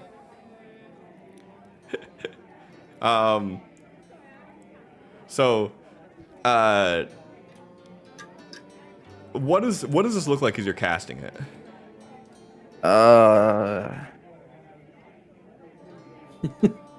Let's see. I take my hand axe. That's speed, and I nick my finger to get the drop of blood I need. So, is this something that he would have seen you have done before? Alarian. Have we been in combat before? I mean, you guys are peacekeepers. I'm sure you've seen your fair share of scuffles in a month and so that you've been there. Then yes, he would. So if he sees you motioning to do that, he'll actually like put his hand up to you to stop. He'll be like, he challenged I'm me not- to combat 1-on-1. I will honor that. How? All right, then how far away is he from me, roughly? The one that he's like having the altercation with. No. Did Hang on. Scroll up a little bit. Ilarion. Alarian, I mean, if you approached him, he's as close as you want him to be. I mean, it's a small little podunk town tavern. Like, it's not huge or anything.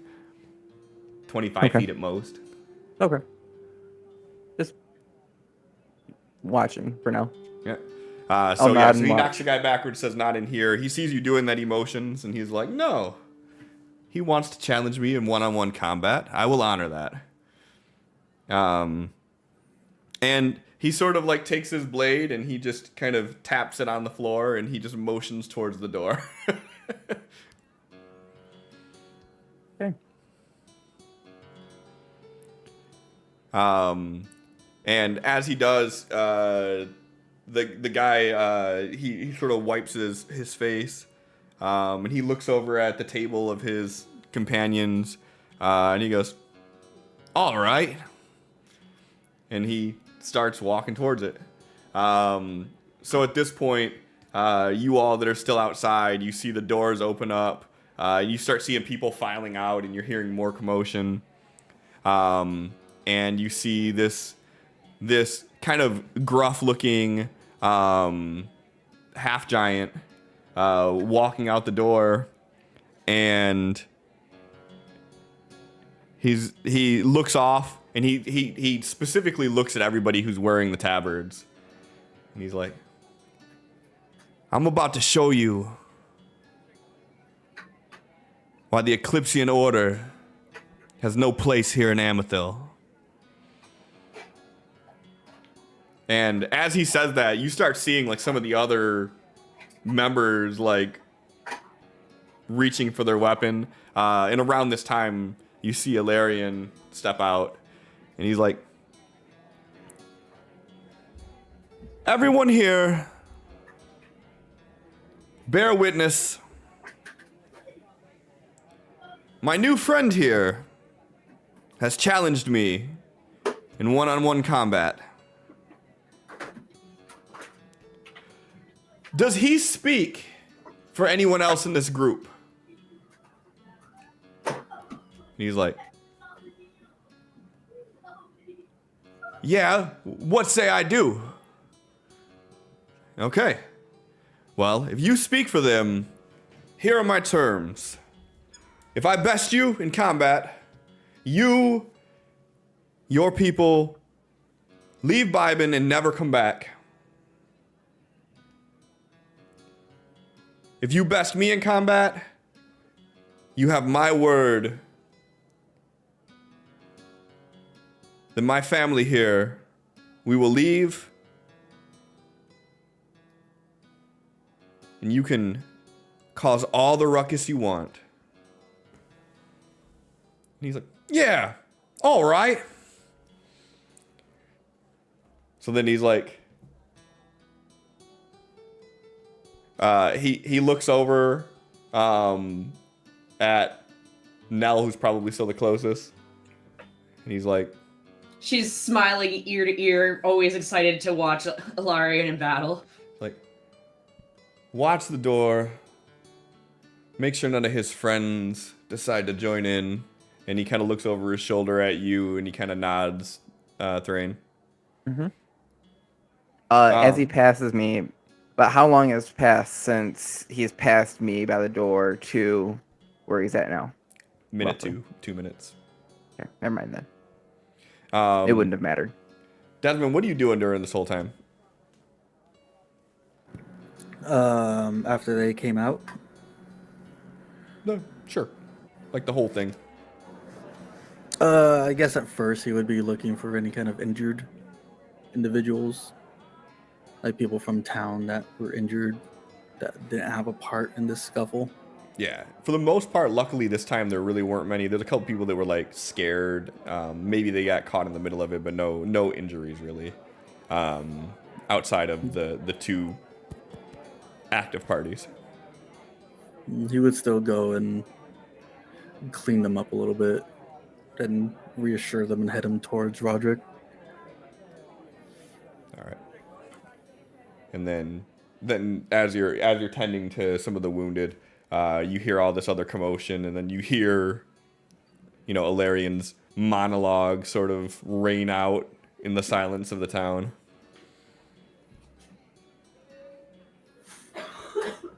Yeah, I guess some of the people that he would know that weren't a part of it, some of the people that like he tended to, he would reach into his bag, get like little metal pieces, sprinkle some of one of his elixirs onto it, and it would start glowing. And would just let them know, if you see anyone approaching with a weapon, hold this above your head to let me know. Okay. Yeah, so they nod in agreement with you. And you hear Ilarian's monologue continue. He's like, all right, we've come to terms. If I best you, you leave. And if you best me, we leave. And then he puts his sword into the dirt a little bit, and he leans forward, and he goes, but just know, I will not hold back. And then he draws his sword, and he says, make your move. And I'm going to see on that note. Would you like perception checks or anything for us to be watching around? Yeah, so feel free to do the perception check, you and Thrain both. Why do I feel like that 21 was somebody's stealth? That 21 was I noticed Ilarian's. everything. That 21 was Ilarian's intimidation roll. Fuck yeah. That's my boy. Dirty 20. The only way that this guy could do it would be as if he... Okay. So when he says that, you see this half-giant who, towers over Ilarian by a foot or more and probably has 100 pounds on him. You see in his face, Nell, you don't see on his face, but Thrain, you see on his face, like he's visibly shooken by that statement. And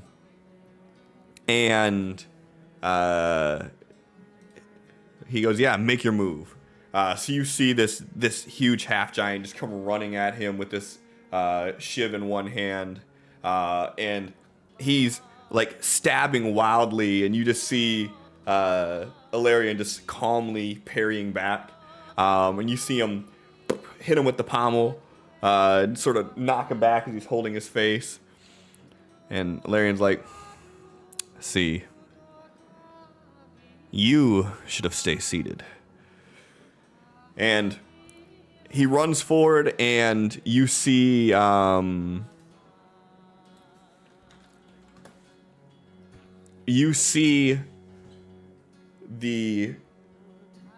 Eclipsean Order symbol on the hilt of Ilarian's sword glow for a moment, and he pulls back his blade, and you see him do this motion that you would never do in the middle of an actual battle, because he leaves himself so open just because of how confident he is against this guy.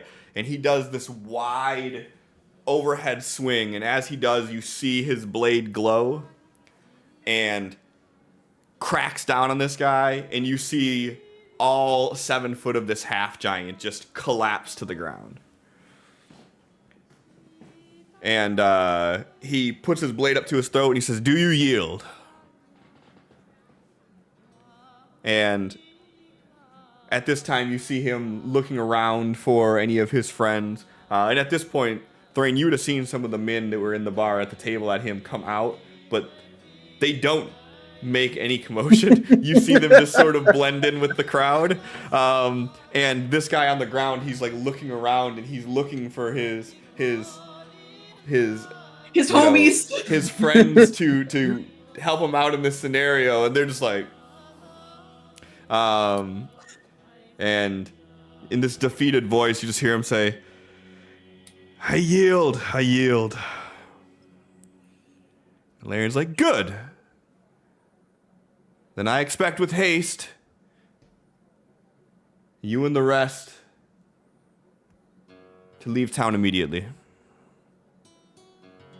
Because if I catch you here breaking the agreement that we had, I will not extend mercy to you next time." And he sheaths his sword. He goes, "Now go!" And you see this guy scramble to his feet, and he runs over to the group of his friends, and he's like, "Oh, let's get our things and let's go." And you hear one of them like, "Did you even try to fight back? Shut up!"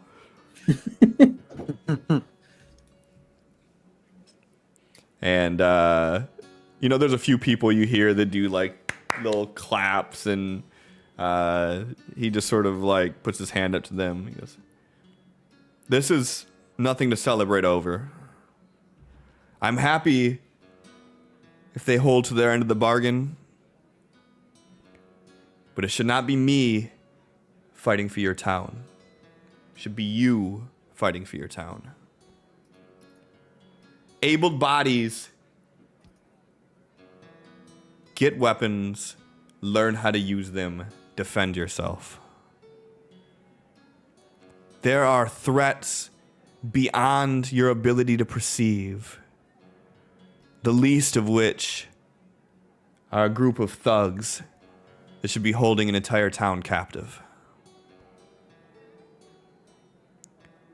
If you need support, we are but a half day's journey away. We could train you in arms. Learn to defend yourselves." And then he sort of just looks around, kind of finding familiar faces, and he just rejoins on you all.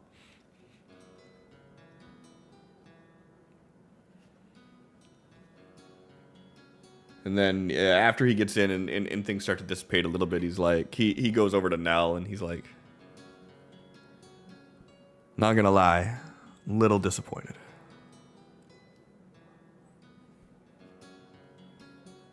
in what way? You asked for a one-on-one fight with him. "I know, but I didn't get one." And he gives you a little smile.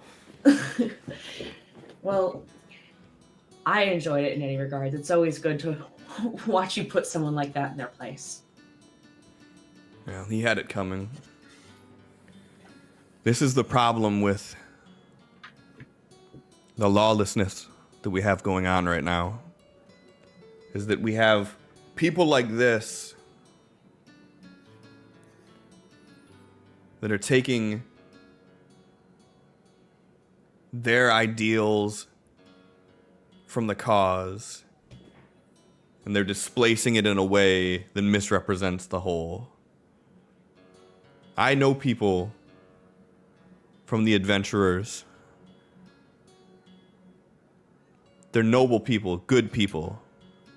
They won't back down from a fight, but they're not picking fight with random townsfolk.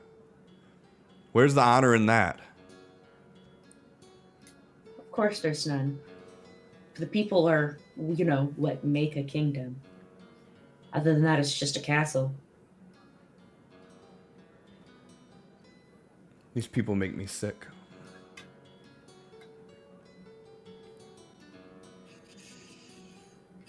Had this been a different time, I would not have been so nice to them.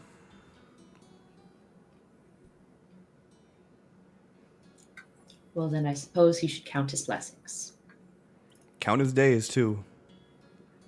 That sort of attitude, I know the path that takes you down. Not everyone will be as merciful. Truer words, my friend, truer words. Roderick! Yes, sir. How's everything on the home front? Everybody good? Everyone's good. Now that the show is over, they're returning to their homes. Or to Desmond. drink. Yeah, Anyone seriously injured? a little dirty. It's been cleaned up. Good. Thrain, you did good back there. What of the Church of Durian individuals that were also here? Were they also members of this town? Or yet another faction that is just arguing for this place? From what the innkeep tells me, none of them are from this town. They're using its geological locations as some sort of birthright. But from what I understand, they actually came from Durian. You know I don't like to choose sides on these things. But I care not for the Church of Durian. I've Not made my being- opinions clear on that. Not being from the area, how far away is Durian from here? He looks at you just sort of disappointed, and he's like, seriously, you all need to travel more.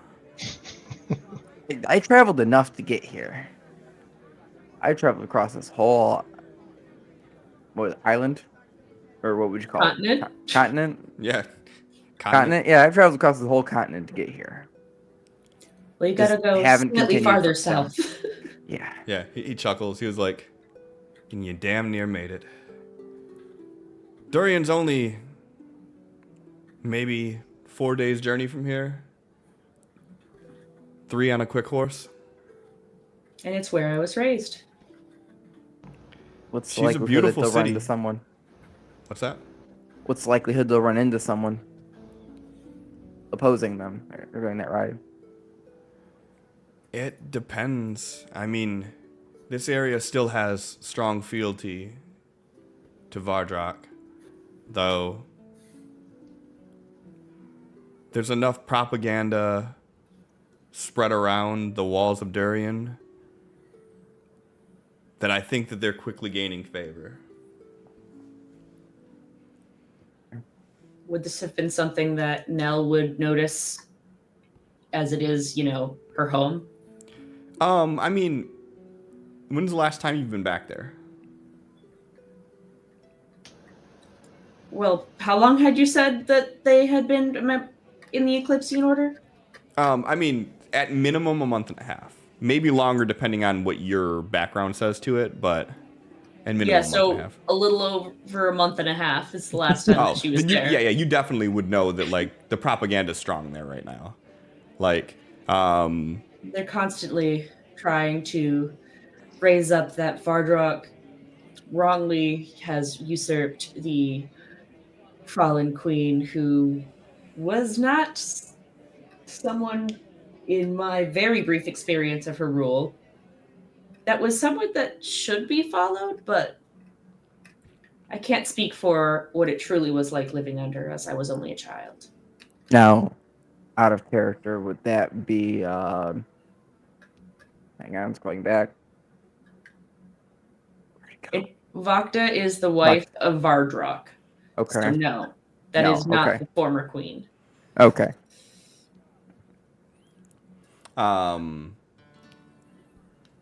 So Larian's like, I won't speak ill on the former queen. I didn't see eye to eye with everything that she did. but she didn't do wrong to the people. But this new sect of the church, it doesn't feel right. And Josiah is very, very cunning, and he spins his tale well. But I can smell the waft of horse shit.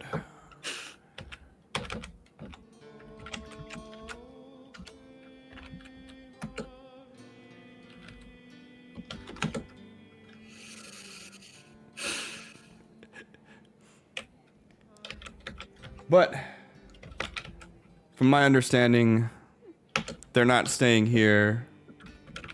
They're just coming to start shit.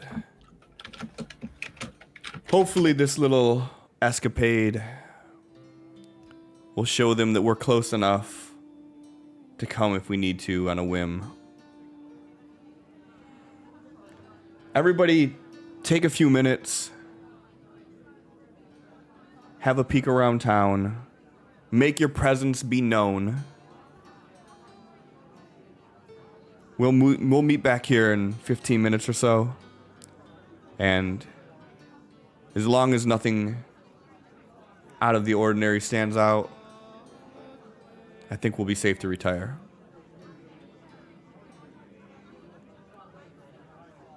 Walk around and ask anyone who's around the main places that they were, and go look through those places, see if I see anything that would stand out, see if they marked up anything, left any propaganda.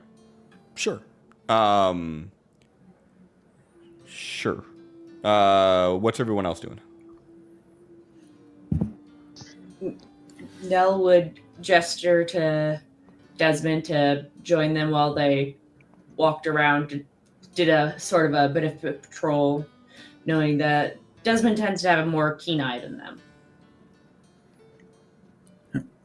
Lead the way. Stop at the tavern. I need to do something there, though. Well, And we're already right in front of it, so we could hop in there first, or that could be the last thing we do. yeah, Desmond will walk in and talk to the tavern keeper. This is like the biggest hub or place around, right? Yeah, like literally, it's 6 buildings in this little hovel, and Okay. 5 of them are houses. So as soon as Desmond walks in, he's gonna go up to the tavern keeper. Would it be okay if we leave an image of our symbol above the tavern to let anyone else know that we've been here recently? It's completely temporary. Give me a persuasion roll, please.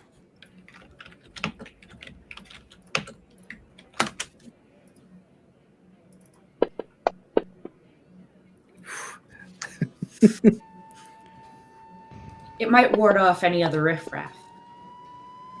I don't know. I try to stay agnostic in all this, and having that symbol floating around might scare off some of the potential clients that we have coming from Durian over to Dragon Sands. If I may, considering we are nothing but peacekeepers who hold no allegiance to either side of the fight, would this not be more welcoming to those who are not attempting to cause riffraff? I don't know. People see symbols floating above and they get all weird about it. Understood. That is your decision. But you know where to find us if you need us. I appreciate you. Thank you.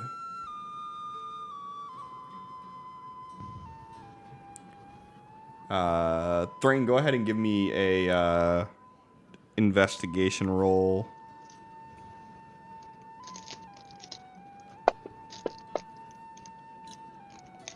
Those 20s are just flirting tonight.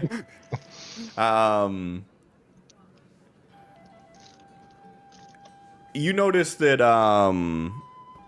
that in the tavern, they have like a bulletin board with like odd jobs and whatnot on it, and you see on it that there is someone who put a flyer for the Church of Durian, and it's like covering up like 4 or 5 other pieces of paper that are on there. This large, like very, very well put together flyer, and it says the grand reopening of the Church of Durian, and it has a date on it that's listed. That's about 2 weeks away from today. Take it, roll it up, and stash it in my bag. And looking at any of those odd jobs stand out? No, I mean it's a lot of things of like jobs around the town that need done. Like they need lumber cut. They need. They're willing to barter for pelt and for meat. But yeah, I mean, like you get the impression from reading this that the tavern really is their main source of income for this entire little group of homes, and that a lot of their other things they're either getting themselves or like outsourcing out. How often are we going out on these mitigation? Really, as they come in, there's no set time. I mean, you guys have been there for about a month and a half, and you've only been out on like 3 excursions total. Okay. So there's still plenty of downtime to do things and whatnot around there. You guys, that's why during the opening speech with this, Alarian kind of mentioned that not only were they blessed to have 1 job this time, but they got 3 at once, because that's not a common occurrence. Okay. I'll take note of those jobs and then just keep looking for anything else I could see. Yeah, other than that, I mean, nothing really out of the ordinary. Other than you don't think that the adventurers from Amethil paid their tab. Still around? What's that? Are they still around? No, those are the ones that Alarian kind of scurried away. Okay. I'll inquire how much they owe. 5 gold in total.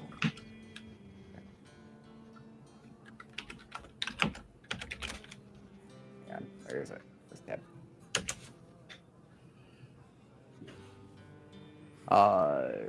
I know it's not going to cover the tab in total, but I will put 3 gold on the counter.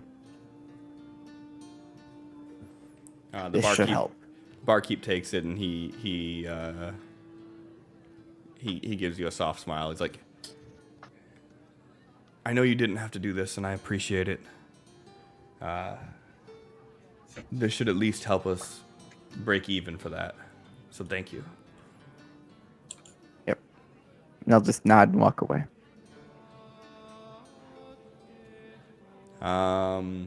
Roderick, were you doing anything here? No, he's just kind of hovering around town and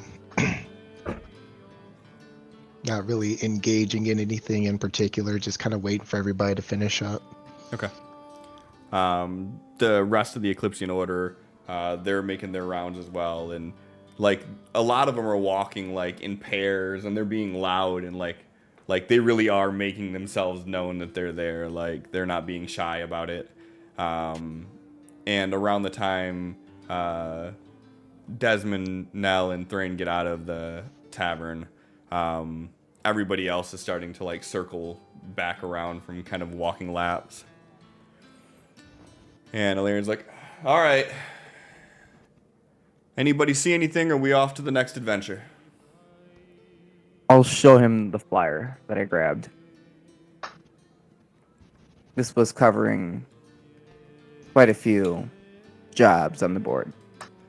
Does anyone speak Elvish? Yes, Yes. the elf speaks Elvish. Yeah. I don't abilities. No. Okay, so basically everybody except for Thrain. You would hear Alarian, sort of out of character, like curse in Elvish, as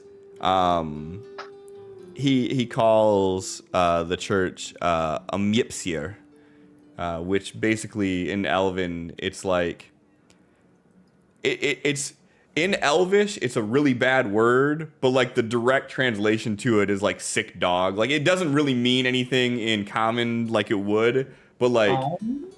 it's like, yeah, like he said the C word, you know what I mean? Like Give him a questioning look. I'm not the biggest fan of this propaganda and this approach. This grand reopening of the Church of Durian. It was never closed. This is all just...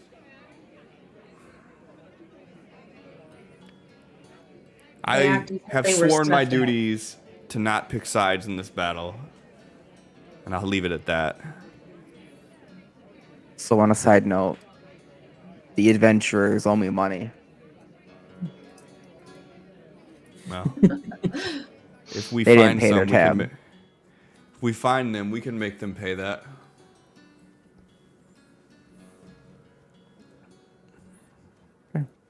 Like how much? 5 gold. 10 gold? Got it. I was saying 15, but okay. There's a collection fee. In interest, of course. Exactly. All Desmond will go to Alarian and like a little bit closer, so it's just Alarian or hearing him. Just because you don't or agree with the church, don't have them make you lose your wits. He That puts his hand on your language- shoulder, and he's The like, language is beneath you. he puts his hand on your shoulder, and he kind of like, he like almost like hits his forehead to your forehead. And he's like, I agree. Your words are true, and I appreciate you pulling me aside to tell me. I will do better to mask my feelings towards this. Thank you. And he kind of like puts his other hand on. He just kind of taps your shoulders. Desmond will move along. Yeah, and he just sort of turns around afterwards, and he kind of looks at everybody who's sort of gathered around at this point, like, 1 down, 2 to go. We'll head north to Elm Hollows. We'll see what this so-called occult activity is. I think it's fair at this point, because it's been a while since we've done it. Should we open up the betting pool? Anyone want to take bets? Is this going to be a cult activity? Is it just going to be more kids playing and the elders of the village don't understand? My bet's on the kids. Kids? How much? Shouldn't do this. 2 gold?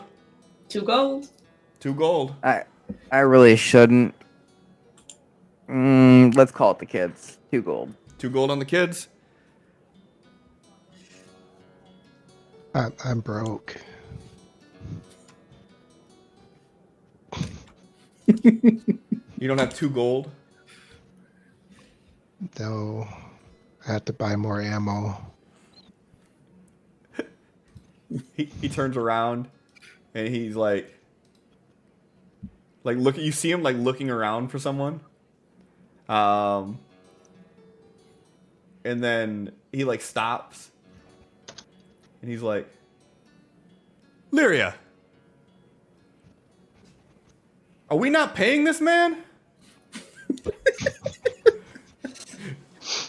He's just here for giggles. This is fun.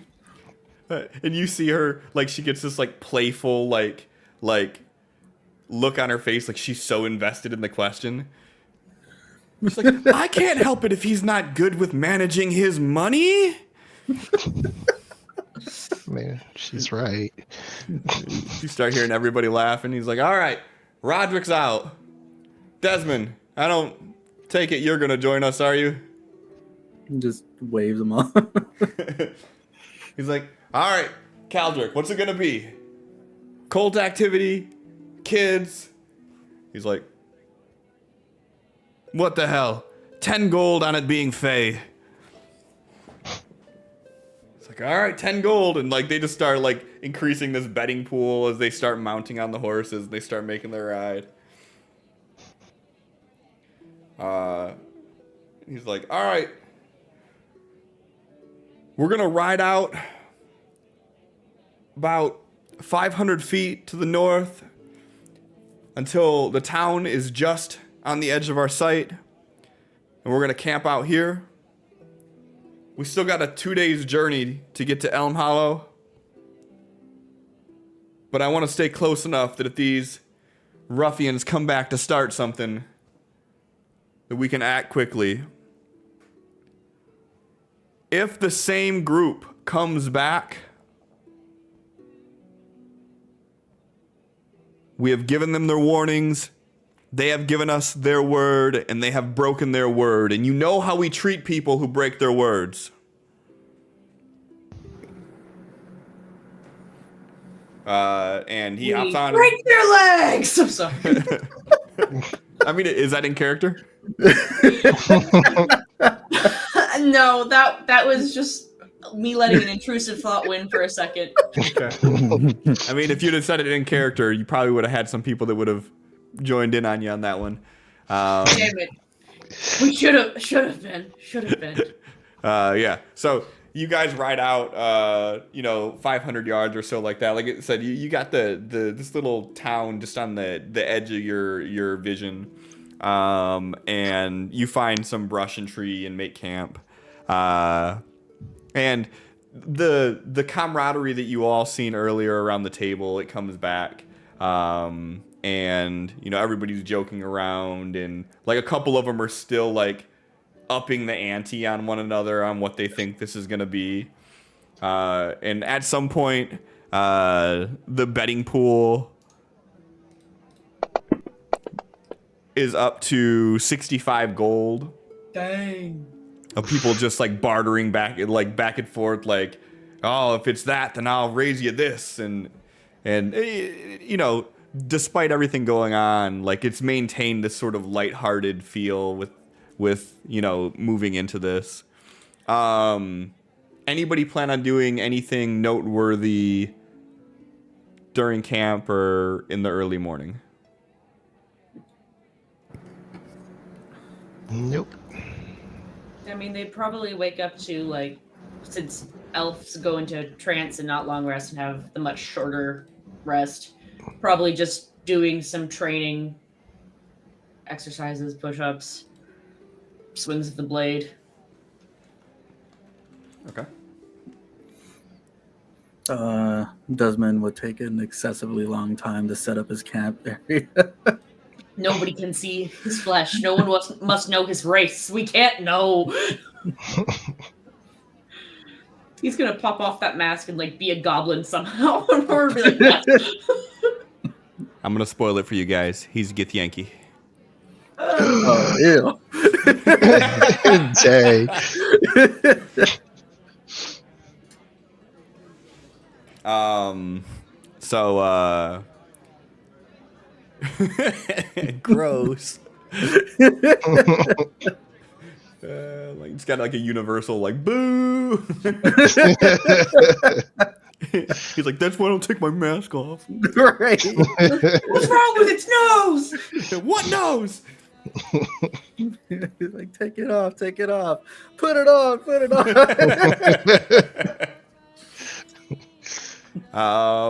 And I'll give everybody but John a chance right now. Anybody have a story they want to tell or a song they want to sing around the campfire for inspiration?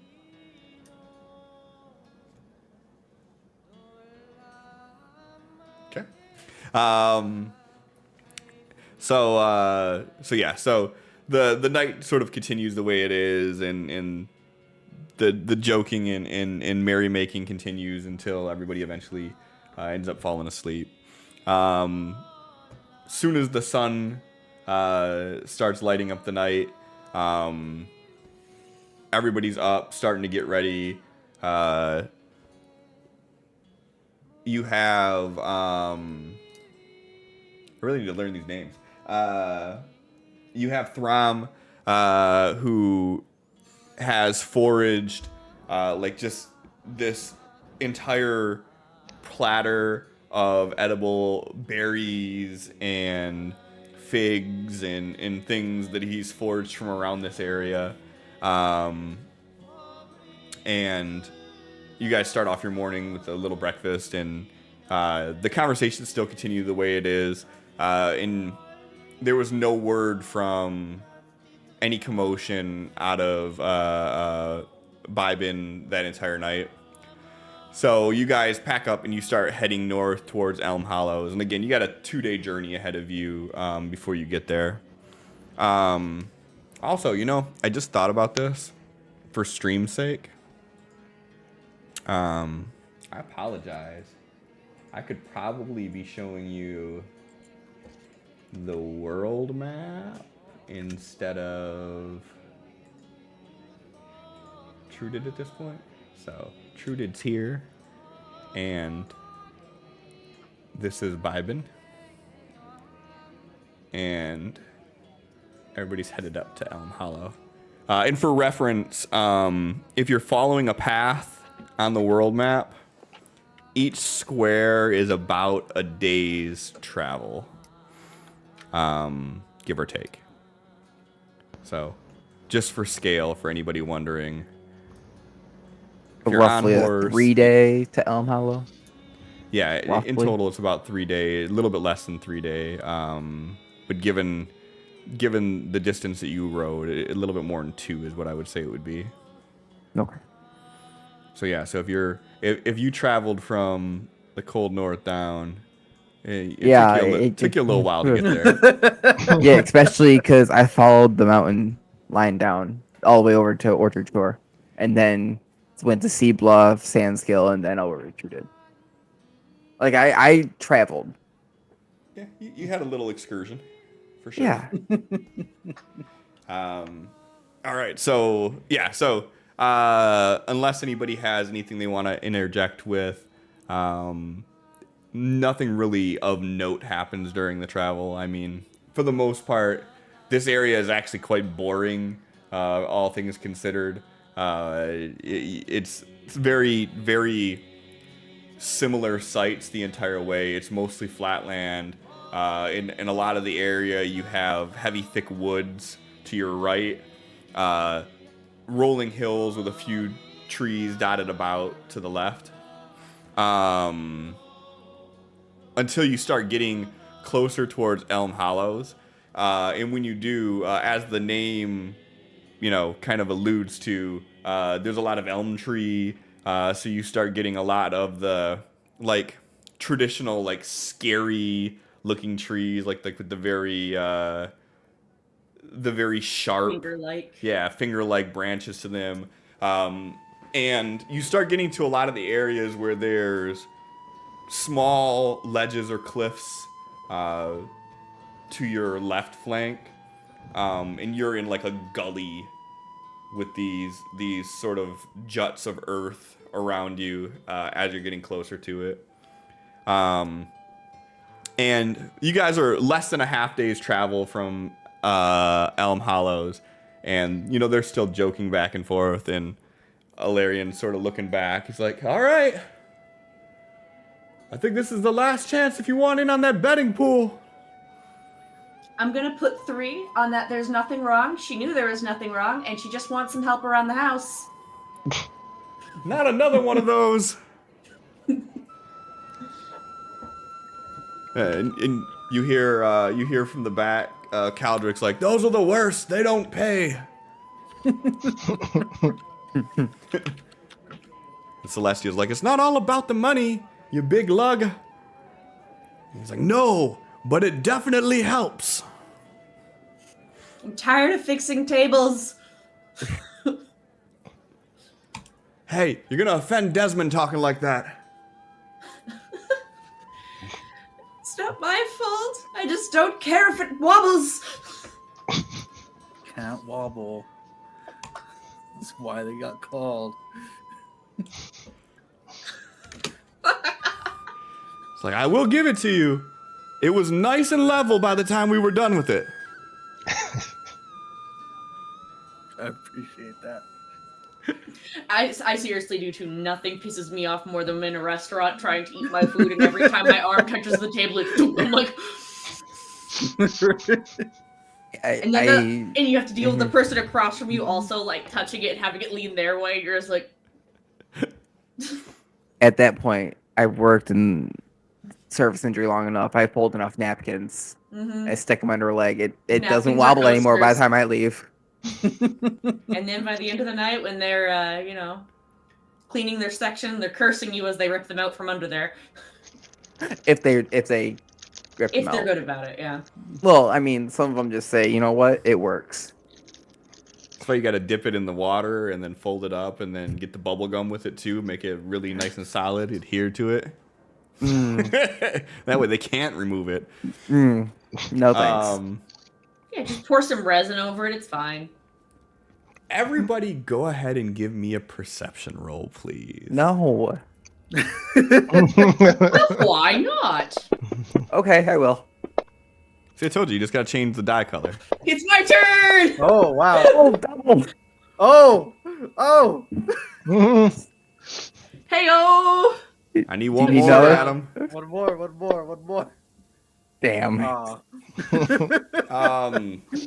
Okay, so Adam, you succeeded with flourish.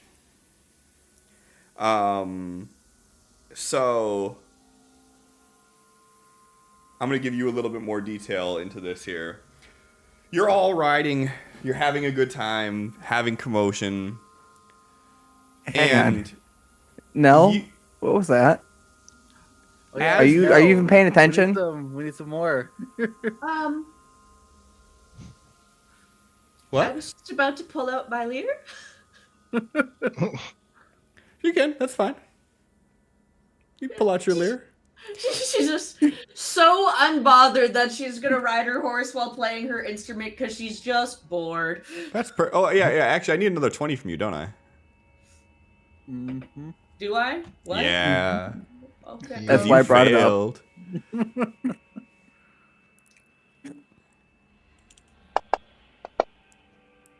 Okay. So Nell pulls out their lyre and is playing, and they're sort of caught up in the jovial tone that's going on right now. Trade Oh, Tales. hello, Thank you for Raiders. the raid, everybody. Welcome to our inaugural episode of the new campaign. You might like the next few moments. So Thrain, as everybody's laughing and joking, you're kind of caught off guard for a moment as down the path that you guys are riding down, you notice that the trees off in the distance sort of look funny, but you can't quite put your finger on why. And as everybody's still caught up in this commotion, Your focus is on why this looks weird, and you start seeing motion in your direction. And by the time you're able to process what's going on, you notice what the others soon find out. Everything around you is black and white, monochrome, no color. And by the time I call a halt as soon as I notice. Sure, yeah. You say something about it, and as you're bringing attention, and everybody starts to see that this is just this monochromatic world around them, all of a sudden, there is this eruption that you see happen in front of you. Everybody, please give me an initiative roll.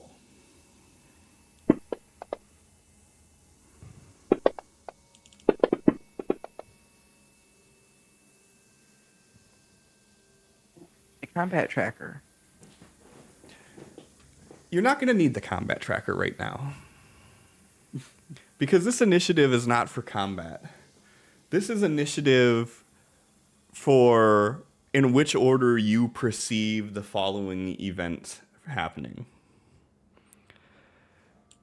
If we talk about this in a matter of combat rounds, these things that you're about to perceive all happen where one round on the combat tracker is 1/10 of 1 second. That's fast. Desmond, as Thrain brings attention to this, you look down the way, and within the amount of time that you could blink,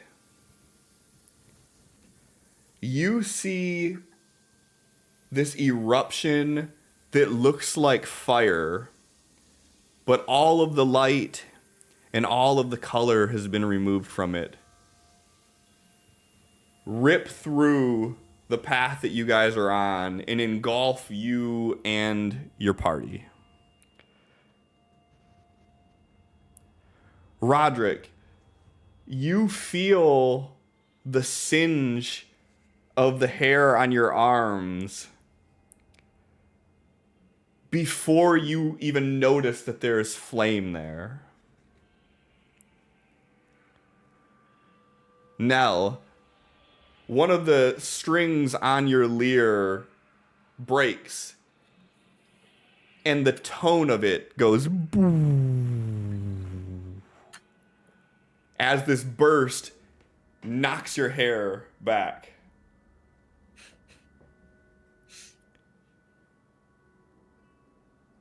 Thrain, you see off in the distance this group moving on mounted creatures that you've never seen before. And they are moving so fast in your general direction that by the time you recognize that there's something there, they're already starting to swarm around this group. You all see the horses that you're riding, the hair on them burst into flames. They begin to buck up.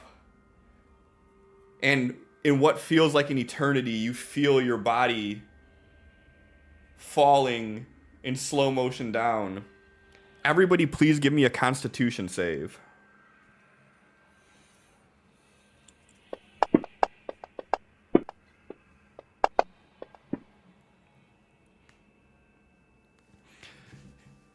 You all wraith in pain as your hair, any hair that is exposed,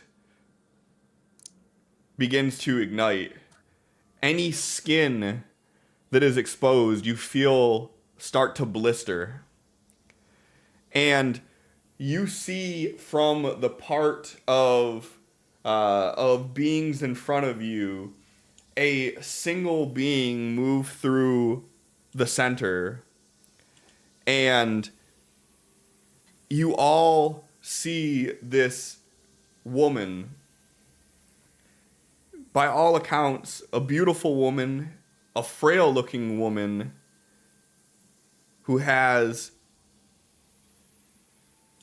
hair of green, and this green is the only color that you can make out in this moment. And as she is parting through the crowd, you see her pull a blade from her waist. And this blade emits this black aura. And as she's pulling it, you see the trail of this black aura as she goes through, and you see her slice through Alarian, and you see his body begin to fall. She goes through, she slices through the next person in line. This is all within 0.2 of 1 second.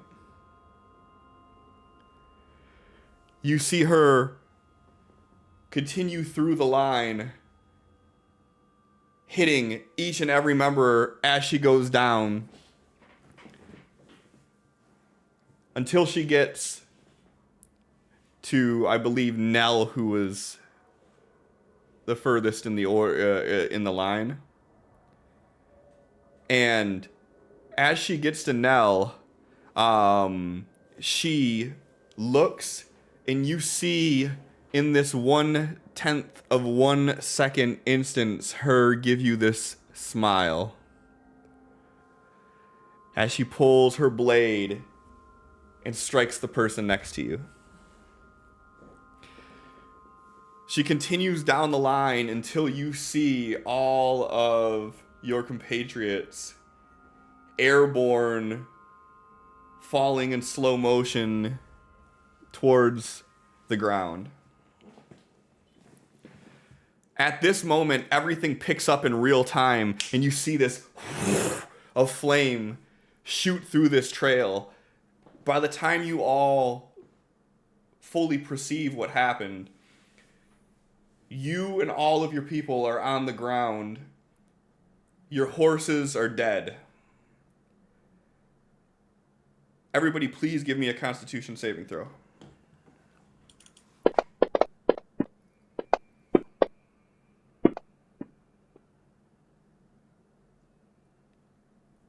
Oh, I did a check. What? I did the wrong one. You're good as long as you don't have any different bonuses for saves. I don't think so. I mean, if you look at the numbers on your front page, it'll tell you the pluses on Nope, them. they both say +2. We're good. Cool. Don't worry about it.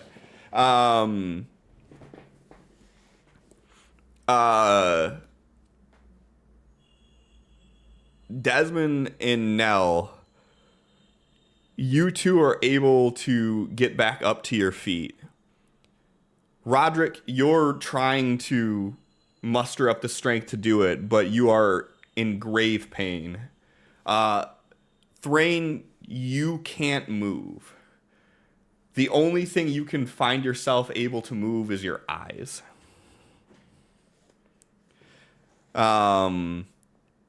Nell, Desmond, you see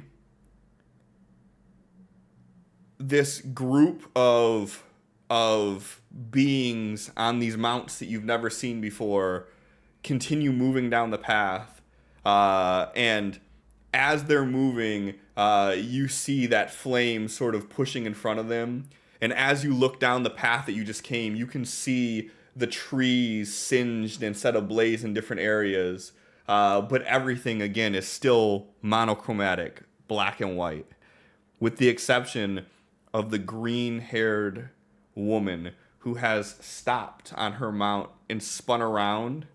And as she is jumping to dismount, you see Alarian shambling up to his feet a few feet away from the two of you. What do you both do?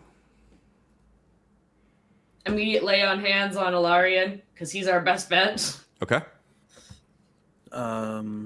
anyone that hasn't made it to their feet, I'm gonna get to them and assist them up.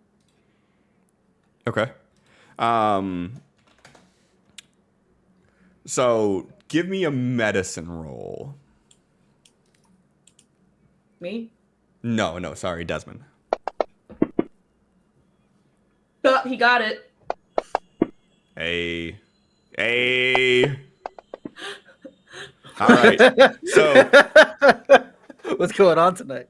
you fail successfully. No, so you definitely are able to assess. So what are you looking for? Are you looking for who's hurt the most, or who looks like they're the most able-bodied to be able to help right now? Who's hurt the most? If you look for who's hurt the most, what you notice is 2 members of your party are dead. Thrain is in really bad shape. 3 of the other members of the order are in really bad shape. And then everybody else is trying to get back to their feet. Would I be able to assess if a cure wounds would be able to bring the dead ones back to? Is it there? Are they on like their death saves, or are they dead? They look like they're dead. You may be able to, but also you've never seen the wounds like this. Mhm. So it's hard to make a 100% accurate assessment on it.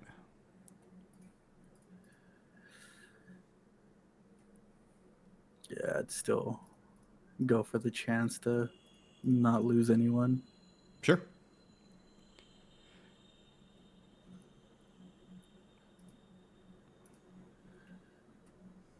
So, oh my god. So as you cast, the one that's closest to you that's in pretty bad shape would be Lunestra. And as soon as you cast it on them, they begin to cough.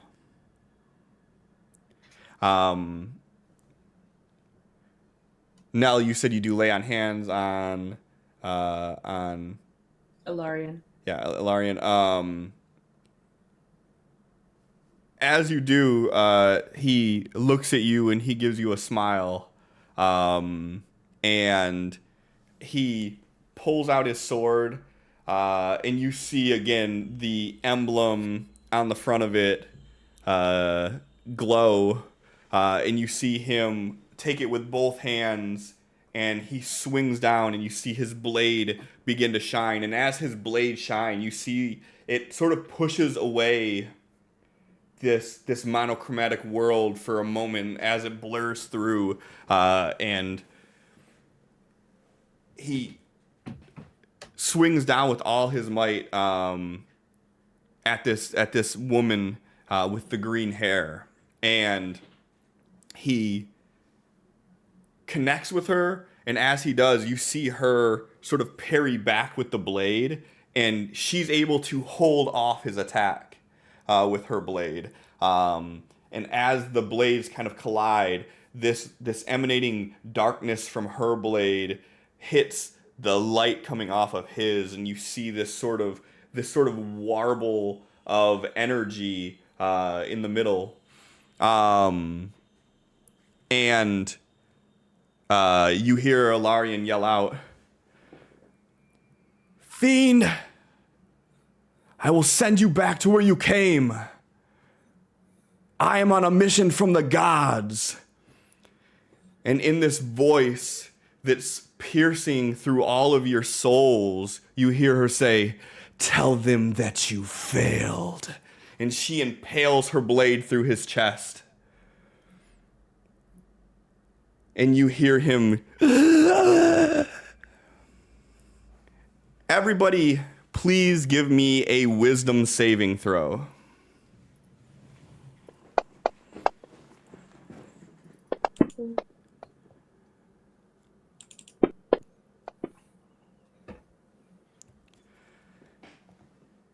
Thrain, Desmond, as this energy erupts out of the chest of Valerian, the words that she said, you hear echoing in your mind over and over again, ricocheting off of your skull. You each take 30 points of psychic damage as your brain begins to boil. Dead. Down we go. No, I'm dead. Yeah. That's over Yeah, max. that's more than double my HP. And as you two TPK. black out, Roderick still trying to hold on. So Desmond and Thrain are the only two that got hit by that. Oh, I thought Yeah. you said all of us did. No, I'm no, good. you're still up for now. Roderick, you're coming, like, shuffling up to your feet. You see this, and you watch as she pulls the blade from Alarian, and she runs over towards Nell, who's still up, and you don't see the distance she travels. You just see her there, and then she is at Nell. And she picks up Nell by her throat, and you see her take her thumb, and you notice that her fingers are very long and gangly, and she takes her thumb and she scratches Nell down like this and throws her to the ground. And then the next thing you know, your body is lifted into the air, and you are face to face with this woman. And from your perspective, this is the first time you've really had a close look at this, and you just see her smiling. Though she looks like she's humanoid, that she's an elf, she has demonic features, and her smile engulfs most of her face. And as you're just encapsulated looking at just this horror on her, you feel the pain dig into your face, and you feel yourself just ejected to the ground. And both of you, please give me a Constitution saving throw.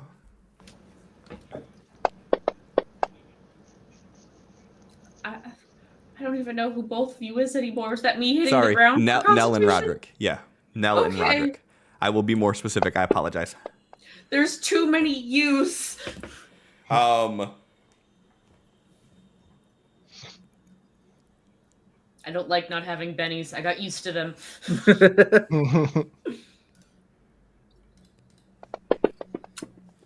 Well, you both take 39 points of psychic damage as you feel this wound begin to embed itself into your brain, and you both succumb to your wounds. All right, good night, everybody. Hey. No. Hey. yeah. Everybody, please go ahead and give me just a straight D20 roll.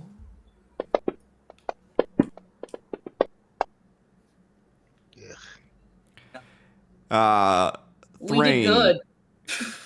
Thrain, you open your eyes, and through blurred vision, you recognize the location that you're in. You notice that you are in the guild hall for the Eclipsean Order. As you look about, you see laying to your right, Nell.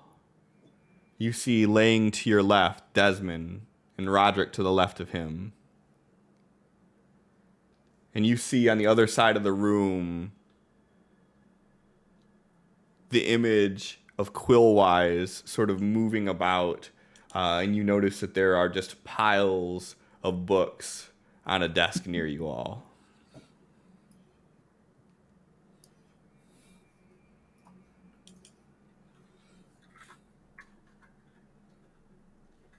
You're on mute, Functions are or you're not on mute. what bodily functions are available to me? You're regaining full consciousness slowly. I'm gonna sit up and look around, see who else I see. Yeah, you sit up, and that's all you see.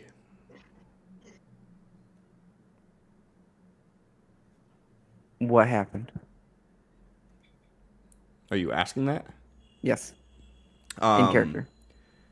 As you say it, you hear, oh, and you see Quillwise sort of turn around, and he like scurries over through, and he like knocks over a pile of books in his way over, and he's like, oh,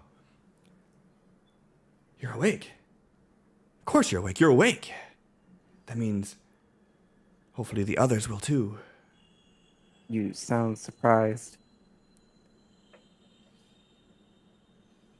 Surprised is a word. You've been in a coma for nearly a week now.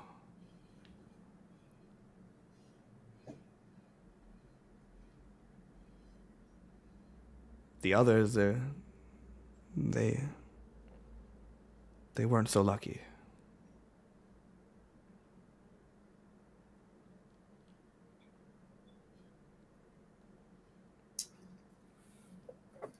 Do you remember what happened?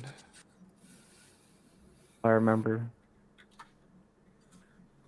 darkness, lack of color, and then just green hair.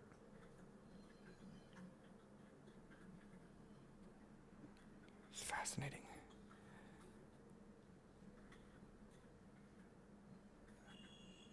I What, need did I more see her face? Did you see her face? Yeah. Yeah, you seen her as she was riding by. You wouldn't have seen her up close and personal like Nell and Roderick would have, but Okay. That's all I remember then. okay. Shortly thereafter, Roderick, you start to hear like the echoes of voices, and as you come back to consciousness a little bit, you see Thrain talking to Quillwise. He's like, and you just overhear, when you didn't arrive at Elm Hollows, I gathered up some things and went looking. And I found you all.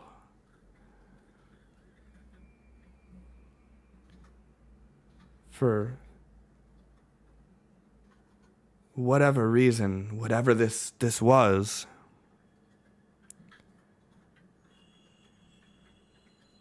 the bodies were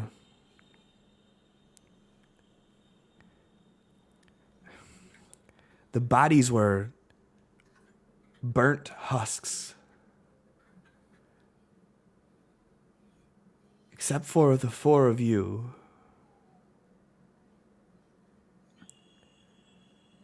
I loaded you into the wagon and I took you to Elm Hollows. And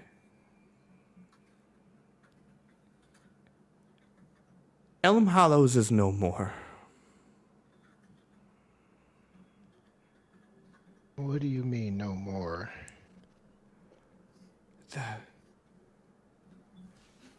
You're awake as well. This is good news. The town is in ruin. Buildings have been burned to ash. The people there, they were slaughtered ritualistically.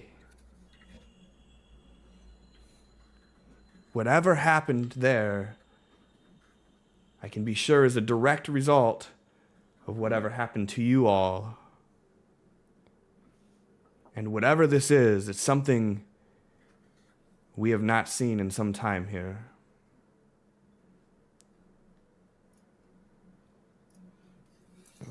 Roderick's gonna touch his face where she marked him or whatever. Does he feel anything, scarring? No. So remarkably, when you feel it, your face is completely fine, but the area that you're touching is hot to the touch. It's almost like the outside of a coffee mug after you pour a fresh cup of coffee into it. It is hot to the touch, but you don't feel any markings. You don't feel any bumps or any striations.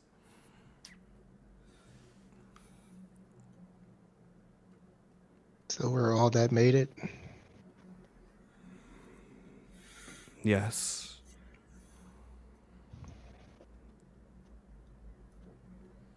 The others were beyond saving. And Nell, beyond saving's the first words that you hear. As fast as their body will let them, they're sitting up and they're just going, Ilarion!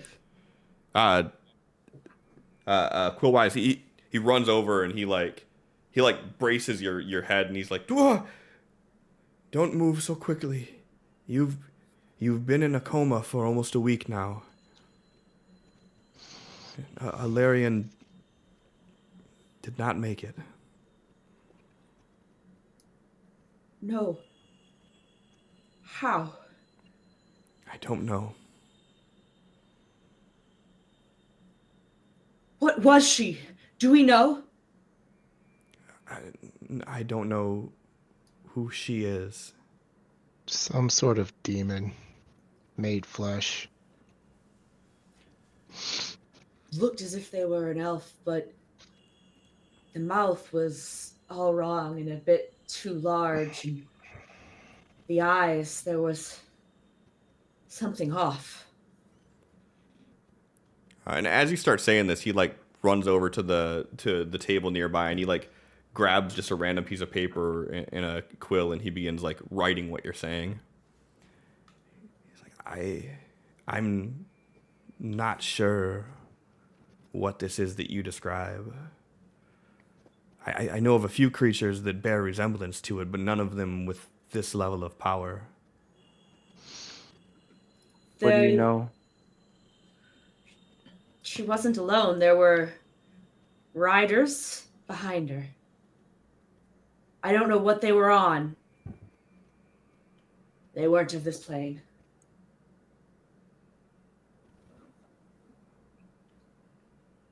Well, there being others would make sense of how everyone was dispatched. No. It was within an instant. It was as if time froze as she cut us down. Just scribbling away. And around this time, Desmond, this is when you would come to.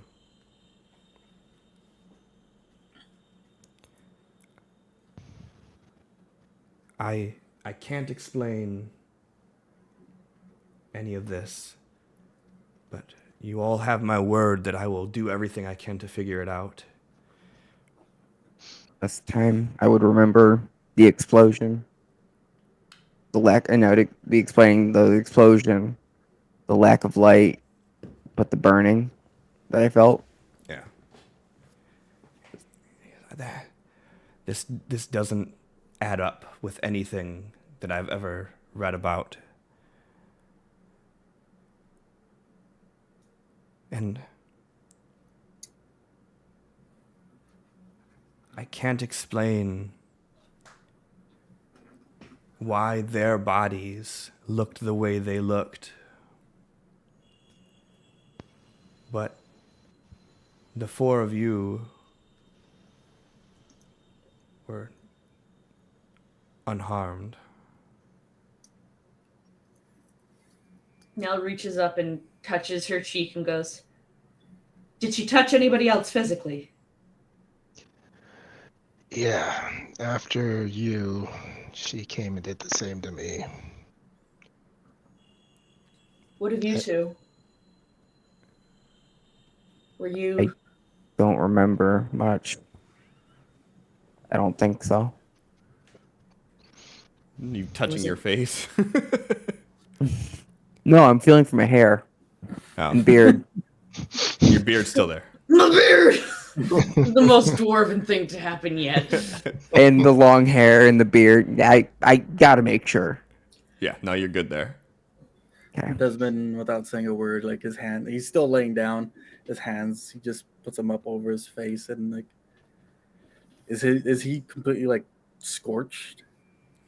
No. So you're pristine.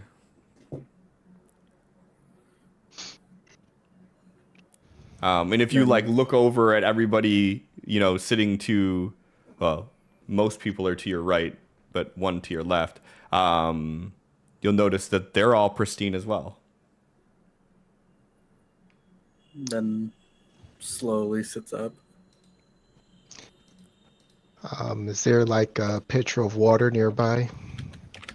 Sure. Yeah, he's just gonna grab it, pour a few cups, and just kind of go to each bed and hand one to everyone. After a week of being in a coma, I'm sure everyone's throat is probably fucked up right now. A little dry. Yeah. And Thrain and Desmond both, if both of you were to feel, it's your left eye. If both of you were to feel around your left eye, it is hot to the touch. We all got booped. And being that Des was the last one to wake up, he was to fill you in, Des. We're the only survivors. Everyone else is dead.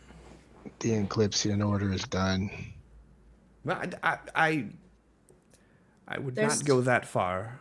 There's still 5. That's You- not enough.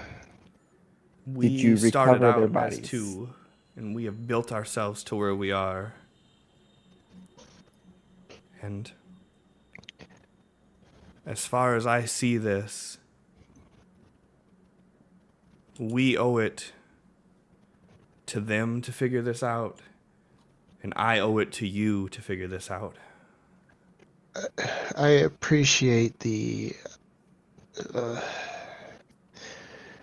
that you believe in this so strongly and you think you owe and we want to avenge the dead and all that, but you weren't there. That one demon moved like lightning, and that was just the one. And there's more of her or her troops or whatever that was. We can't compete with that. Alone we may not be able to, but we need to figure out the source, and once we know what we're fighting, we know how to fight it. Perhaps this is exactly something that Amethil needs. Something to stand behind, to join together and fight. Couldn't have said it better myself. Granted, I... Not that we want it to be some homicidal maniac. No, we don't. And to your credit, Roderick, I was not there.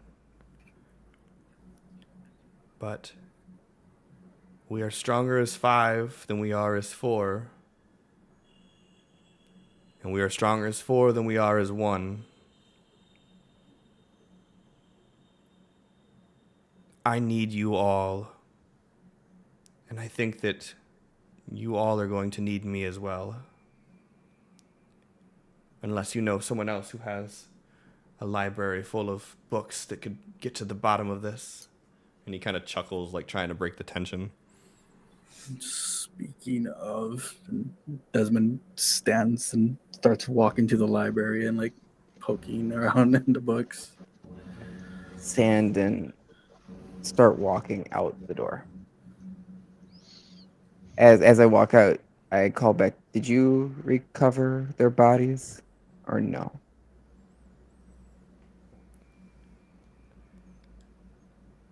I did. Where are they? I have them sealed away in a protective sanctuary. Am I able to see them? I'd prefer that you didn't, but I won't stop you. To pay respects. No, not fully. But I respect your wishes. And I'm gonna walk out and walk to the church. I appreciate if no one would make any rash decisions. At least stay a day or two, and turns and looks at Roderick before deciding to leave.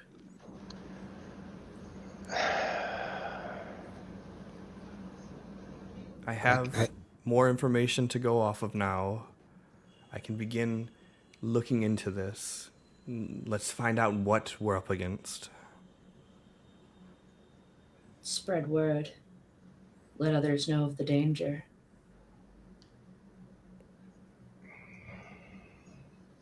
who's gonna believe this? Well, luckily, our sigil still holds some weight with most of the people that matter. All we can do is send a crowd. Hope for the best.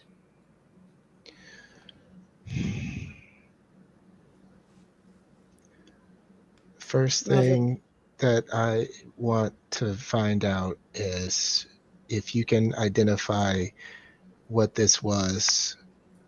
Why did it spare us? Well, why are we not like the rest of them? Why does it feel warm underneath our faces where they touched us? Like it, looking, As you're talking, he's like walking up to you. This is looking, the first time Desmond actually like slips his hand under his mask and feels. Yeah. she touched his true face! That bitch! it's we're only alive because I'm sure this thing willed it so. We must be a part of some plan of for some reason. That was my thoughts exactly. We could be pawns, sacrificial, cursed, lucky. Looking at my compatriots, is there a visual mark on the face? No. You all look pristine. Like even the I wasn't sure if initial it was just gonna be like a red line or something. no, it's you don't notice anything at all. Even like the blemishes and everything that were on your outfits or like your singed hair, like none of that seems to be held true.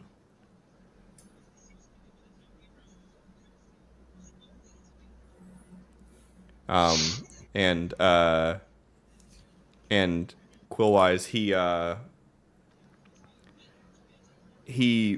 pulls out this small little metal key, and he's like, and also, and he walks over to the desk that's in the center of this area. And this desk, the whole time that you guys have been here, he's never kept anything on it. Like all the other desks and tables have like books and papers, but this one's always maintained kind of a clean top to it. And he walks over and he puts the key in the drawer that would normally slide open. And as he does, you hear a loud thud. And you all see all these arcane glyphs on the ceiling of this building. The entire like dome in this library glow with this arcane energy. He goes, I'm fairly certain that right now this is the safest place we can be.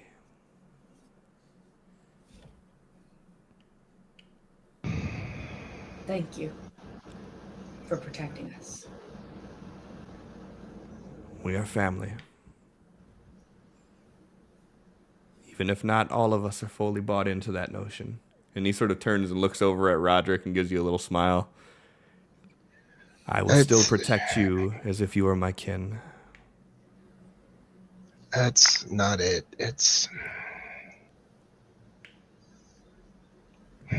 You don't need to explain anything to me. I understand. And if you do decide to hold out here with us, just know that I appreciate it. But not to be callous. The more we stand around here dawdling, the less we get to figure out what this is. So I'm going to get to the books. If you want. And he pulls out an amulet from under his robes. And whoever's closest to him, he'd walk over and he'll put it in your hand and close your hand around it.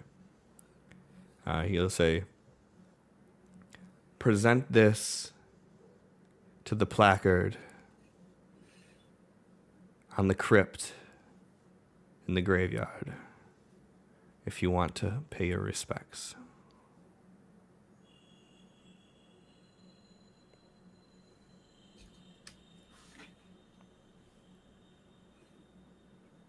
And then he kind of squeezes whoever he gives it to, squeezes your hand, and then he walks back over to where he was at, and he continues like scrambling through books, and he like runs back over and grabs the paper he was scribbling on and runs back. And he's like super like frantically moving about, grabbing different books.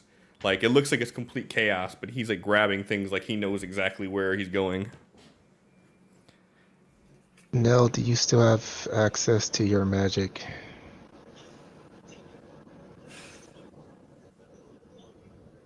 My magic isn't much, but I do have some minor healing abilities. It's not a lot. We don't need a lot. Cliff, where's the nearest mirror? I'm sure you could find one on a desk somewhere in here. Okay. He is going to go to the nearest mirror. Let's see.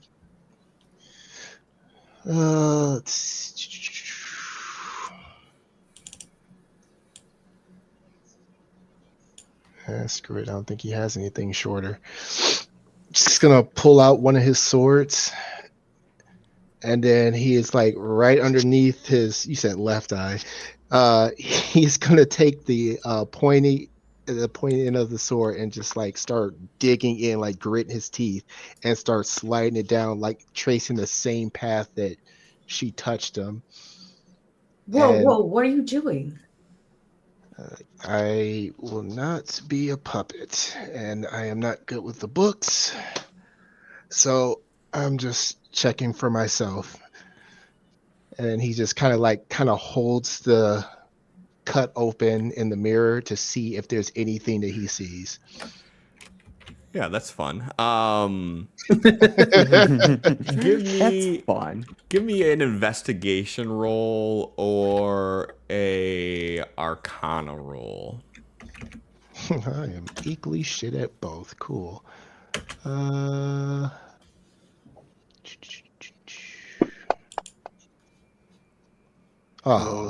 I just kept rolling lower. I know. It's like,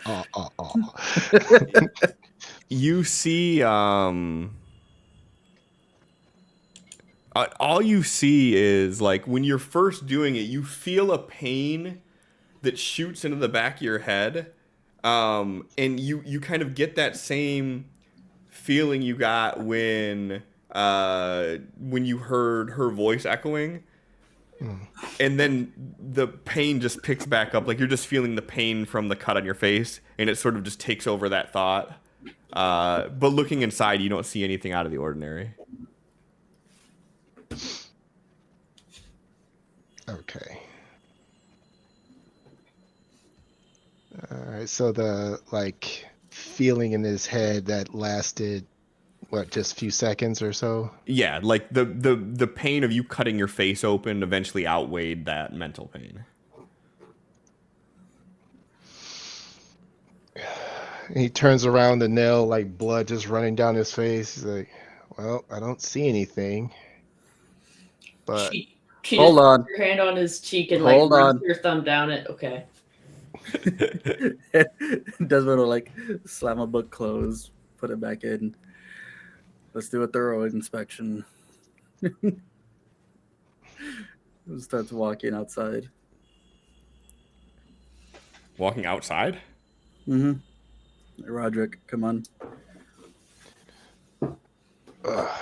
he's following. He's like, for a second there, felt that feeling like when she did that mind thing, but it faded.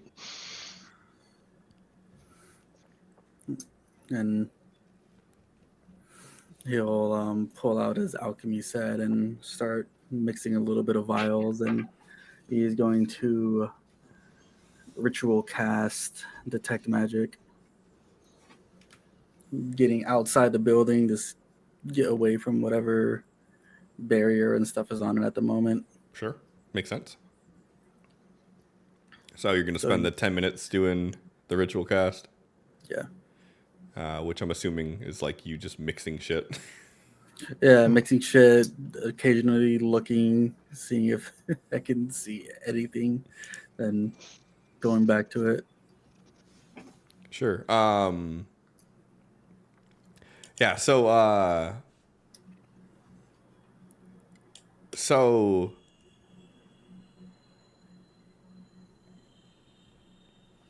what are you looking for specifically? I want to see if there's any type of magic um, that's all located in one spot on him. Because normally, if someone's magical, they have like an aura about them. Mm-hmm. See if he has any just one spot that's all of it's directed at. Yeah. So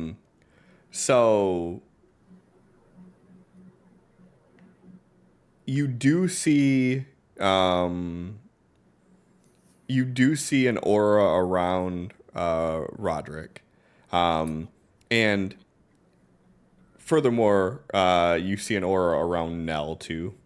But when you look at Roderick, you see like this shimmer, like this like a silvery shimmer around his whole body, and around his face in the area where you felt the same warmth. You see this like this sort of pulse of like this orange energy. And for a split second, you see the silver shimmer on Roderick split off of him for a moment.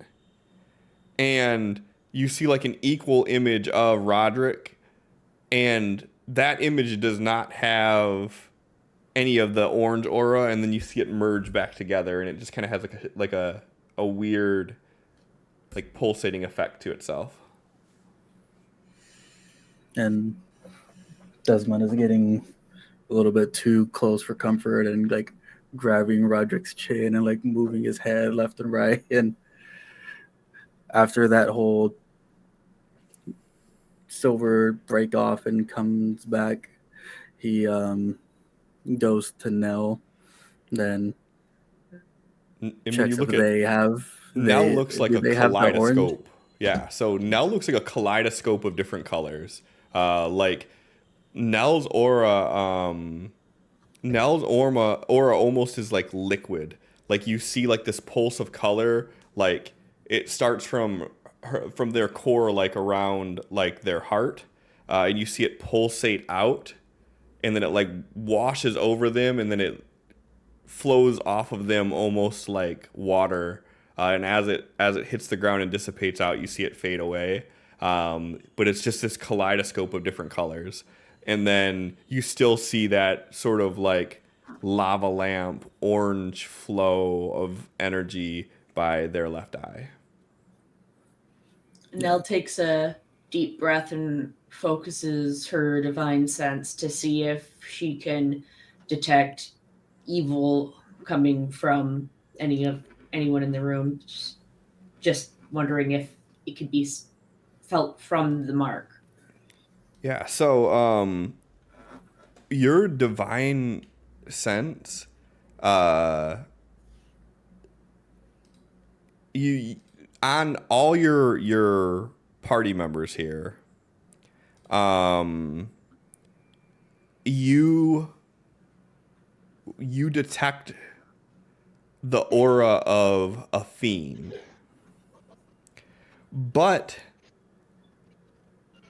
it's not reading a devil and it's not reading a demon.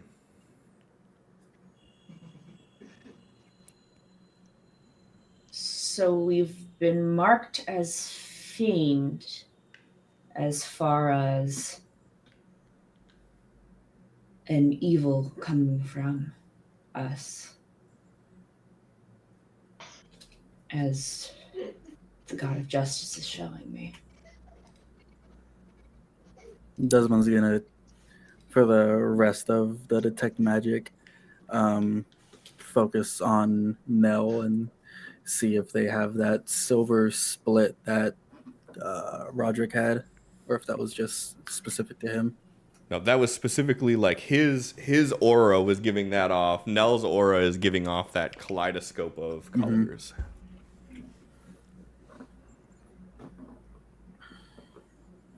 And once it fades, he'll take a step back and like, okay, you can heal him up. They just put their hand on Roderick's face, and as they wipe their thumb down where the injury took place, she uses dumps in the lay on hands to heal it up. How many Thanks. points are you going to have that spend, Cliff?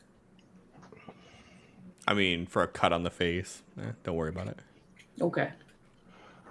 That is flavor. Mm-hmm. So, what's the prognosis, Doc? It seems like Nell said, we've been marked by or as a fiend. The mark is about here to here. Did I sense any specific type of magic?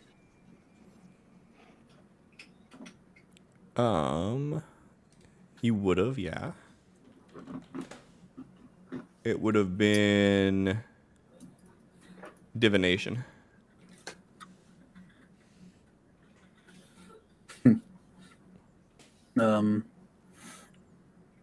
It was divine in nature. Divine and yet also fiend.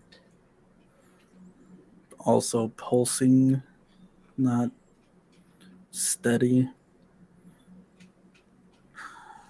But I don't know if this was tied to the marking. But Roderick, your aura, your connection to the weave, I think it's unstable. I don't have a connection to the weave. Everyone has a connection, even if they're not able to manifest it.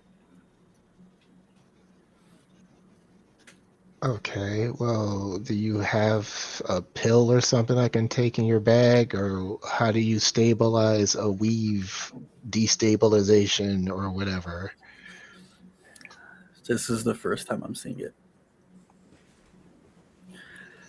Same thing with both of us, or just me? Just you. Nell was a kaleidoscope of colors. Oh, you Like got it's more. As if No, it's a you like have barrage of different magics.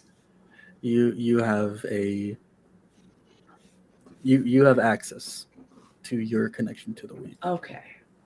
and it's present in your aura. Okay, so hers is fancy colors. Did you check your own? I've checked mine multiple times before. It's no different. All right, then you should probably get Thrain out here because maybe his is destable or fancy colors or something too. We should also probably report our findings. Let's go to Thrain. We can pay our respects with the amulet, do an inspection on him, then once I get all of the information, we can report back to Quillwise. Quillwise. I killed all the interesting ones, so I was working so hard to memorize all these names, and then none of them actually matter. I got them all bolded, but they're all the same color, so I can't find them. Okay, I'm gonna make them all green.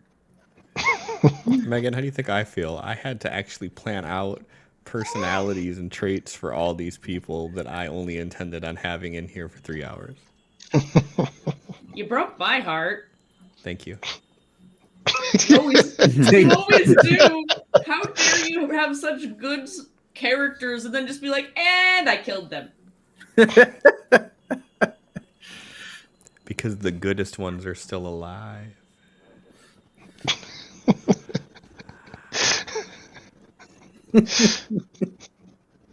Not you four. I mean, like my other NPCs. Right, exactly.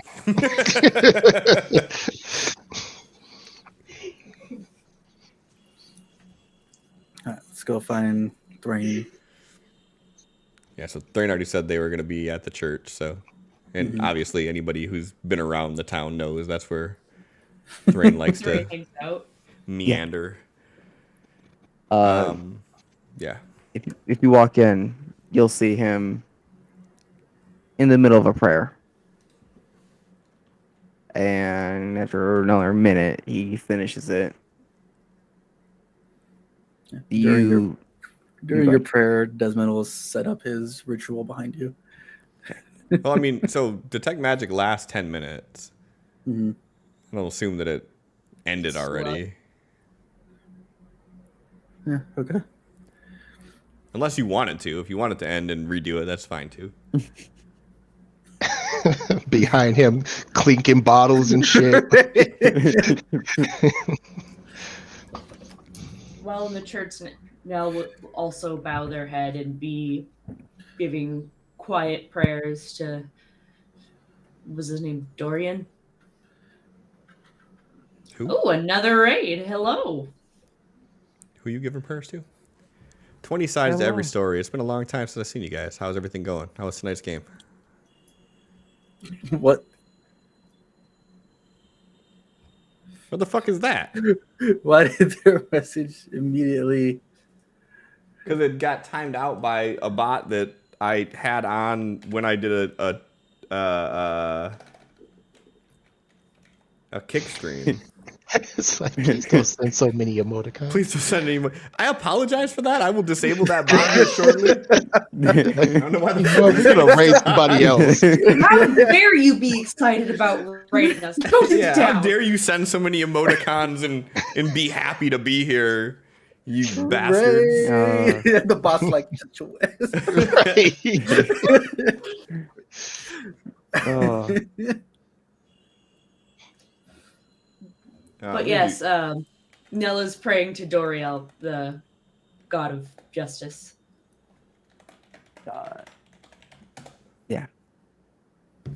you'll I fixed that, hear guys. Don't worry.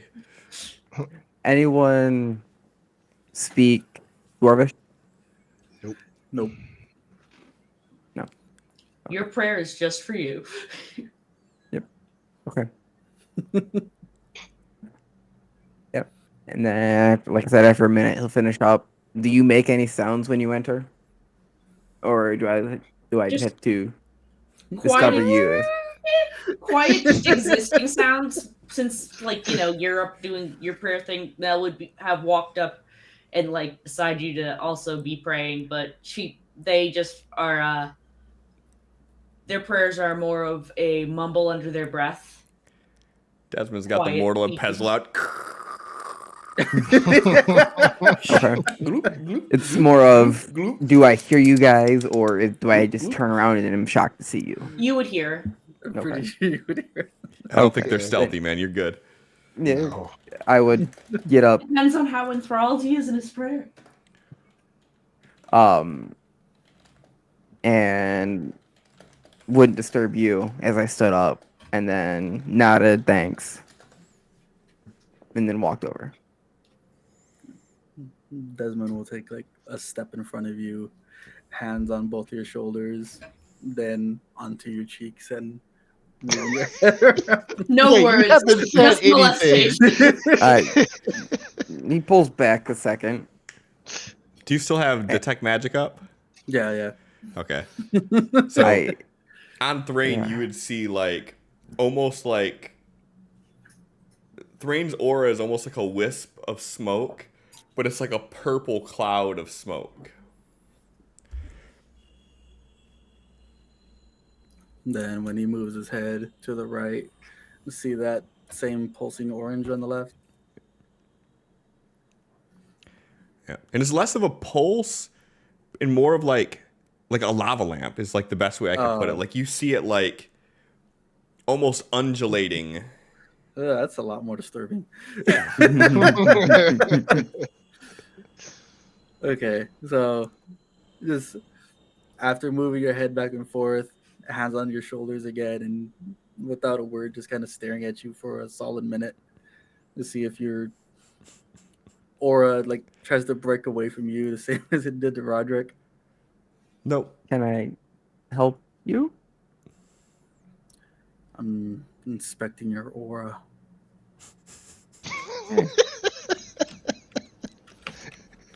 Damn it, Sid.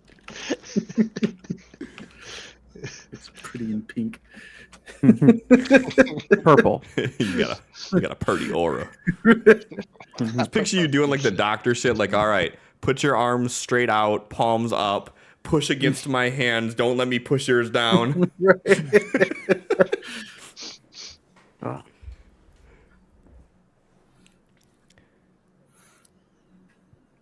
So, Then what do you see? after his inspection, he'll kind of turn around and towards Roderick.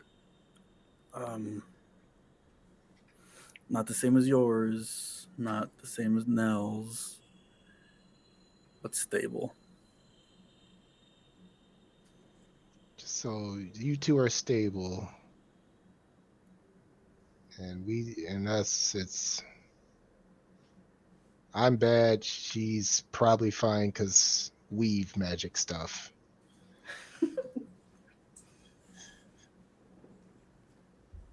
Yeah. So, I'm going to have a second investigation going on what's going on with you, on top of our elven green-haired friend. Also, Thrain, it seems to be divination magic, but also not a demon or devil. I'm not the magic guy, but that sounds all wrong. Yeah, it's certainly fiend in origin, but it is not a devil or a demon. Okay. It's very strange that it's also giving off divine. Would Perhaps it it is some form of a fiend that got a hold of a stray portfolio. Desmond starts walking out while talking to himself.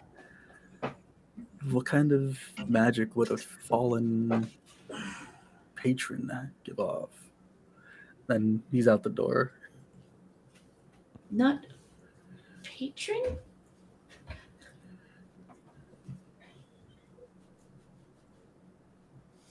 Okay. Walk out to the cemetery where Ezra used to frequent. And just sit down like they used to. And just look out over the cliff's edge.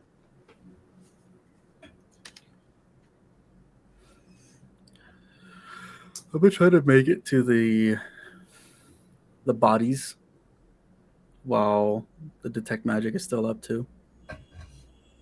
Nell will follow, see if there's any divine sense that's coming off of them. Yep, follow into. If I see you walking towards it, I will follow. So yeah, I will follow. So yeah, so you walk over to the crypt, you place the amulet against the placard on it. It's just like the name's been lost to time. And as you do, you start hearing these clicks from the door, just and you hear.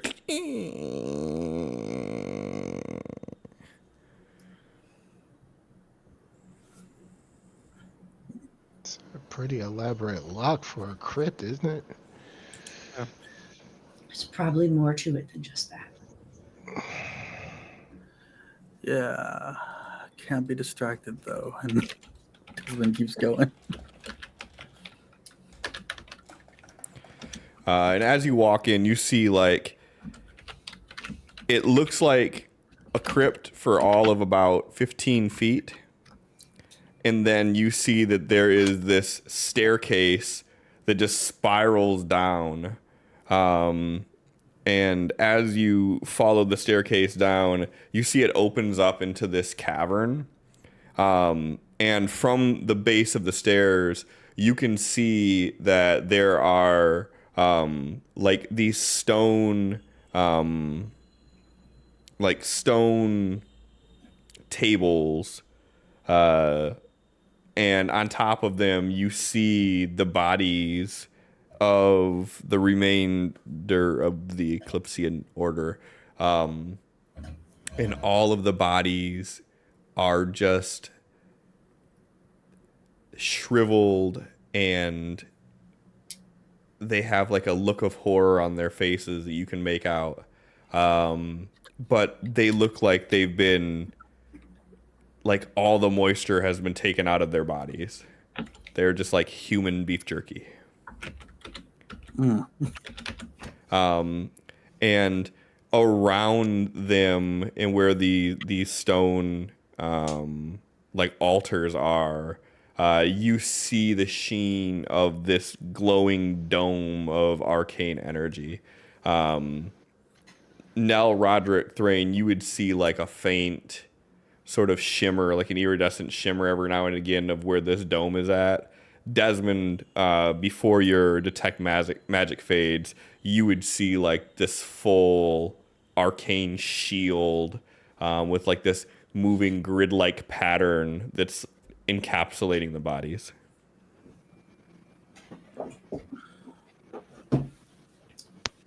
Do I see anything, any kind of magic coming off of the bodies?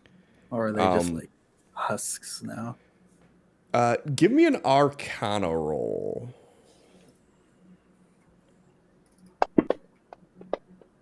Ooh!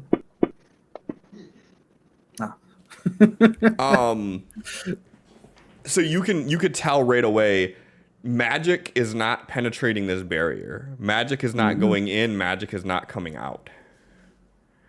For all intents and purposes, those bodies are encapsulated. Okay. Also, because you rolled a nat 20 on this, you get the sense that you shouldn't go near it. Yeah. Yeah, so as soon as Desmond will see this and get a good feel for everything, he'll put his hand out. This is probably as far as we should go. Divine sense wise, is anything obvious to Nell? No, no, you're not getting any sense from that area at all. Like, not even a mundane sense. So you could ascertain that like your divine sense can't penetrate this barrier even. Their eyes kind of go vacant as what they're beholding really starts to hit them, and that these were people that they had become friends with, cared deeply for, and some silent tears begin to fall. Yeah, Roderick's gonna kneel down, his hands on top of his legs, and like bow his head and close his eyes.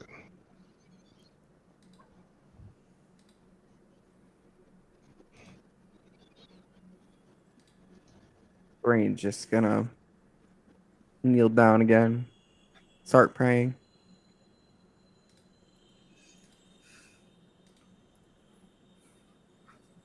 Desmond kind of shakes his head and walks out.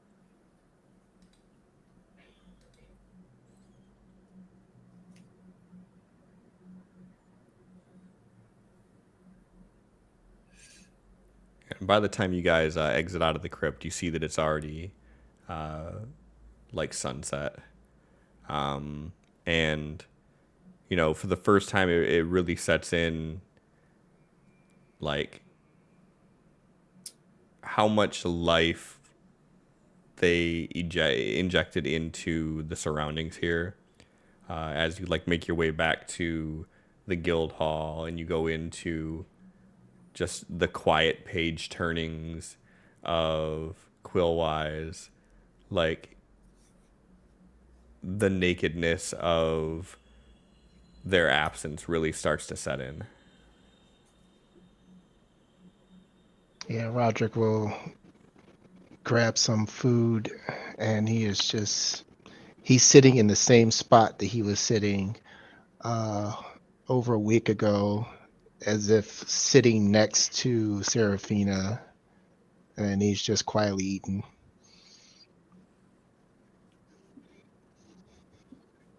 Nell would grab a plate for herself and for Quillwise and pass it to him and just sit down and with a deep sigh be like, so through divine sense I was able to discern that where she marked us is fiend in nature, but it's not giving off devil or demon. Quillwise is like sort of picking at the food, but still like, you know, in doing research. Mm-hmm. He's like, so what is a fiend that is not a devil or a demon?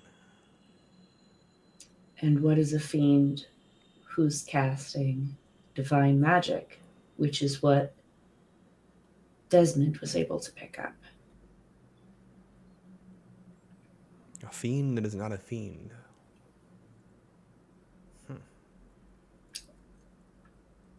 And a divine that is not a divine. The closest thing I could think of was if a portfolio had somehow fallen into the hands of a fiend. Who knows what that would show us? Unless things have changed recently, I think all the portfolios are accounted for. But Unfortunately, the portfolios shuffle quite easily, as Vardrock showed us. that was calculated. Though something like this had to have been calculated as well.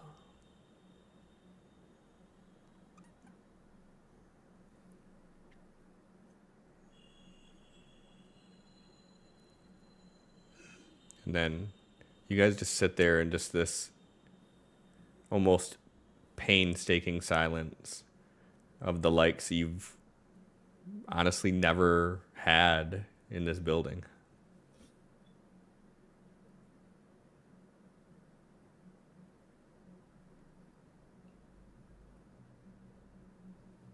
I'm sorry for your week alone. The silence must have been unbearably loud.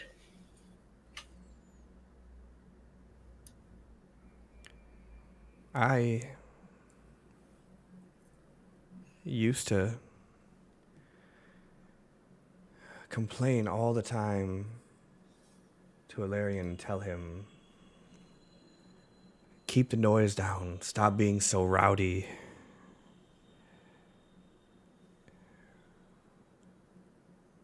It's kind of ironic how quickly I missed it.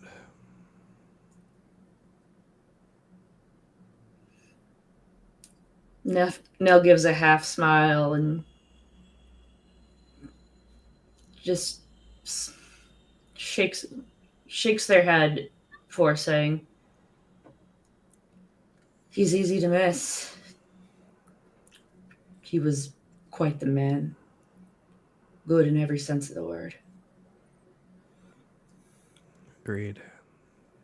He was like a brother to me. We've been fighting this fight for as long as I can remember. I can't remember a time when we were not together. Sure, you all would go out on your escapades and maybe be gone for a couple days, maybe a couple weeks if it got really bad. But knowing that the silence isn't temporary, it just feels a little different. Nell's gonna hug Quillwise. Just hold him close and tight. Yeah, he lets off a little sob.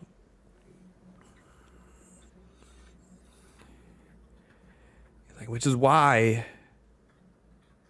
I will make sure that I do by you all as he would have done if the situation was reversed. I know if that was me, that he wouldn't stop until he got to the bottom of it.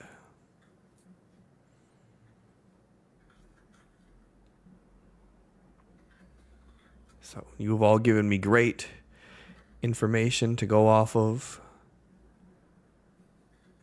I think that you all more than deserve to have an actual night of sleep.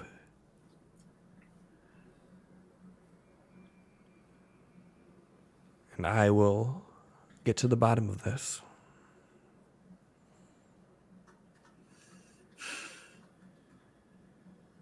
May we find a way for Doriel scales to balance.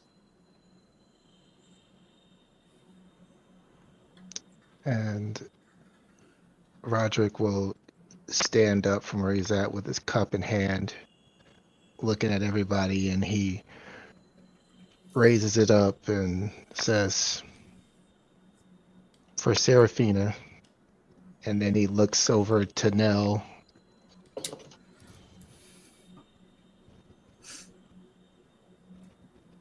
Then Delarian.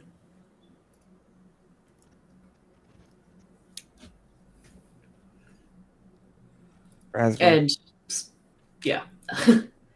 Yeah. I'm sure we'll end up saying everyone's names, but boy, Yep. if you remember the other 11 NPCs you killed in Moonshadow, Whisperwind, Throm.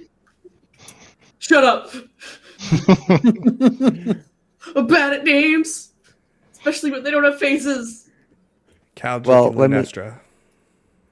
Mm-hmm. Let me delete this note I have. Get recap of additional people. I mean, you don't have to delete it. They're still going to be brought up in conversation. Doesn't matter, they're dead. Right. Who remembers dead people? Deceased. Scratch. Uh, And with the little toast, Quillwise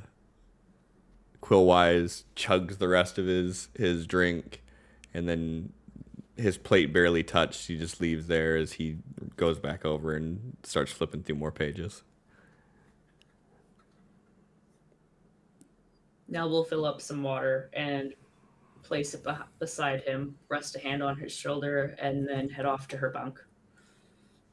Desmond will Their bunk. be right alongside Quillwise, grabbing books and trying to figure out shit for himself.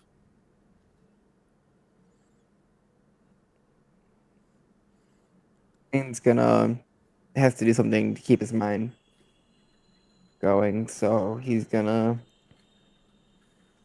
funnily enough, wander over to the shop. Not Little that they're forge. there. What The little shopkeep? forge. What's his name? Oh, where is it? He failed already. Hey, did. you. My main man. I did already. It's Broderick. Yes.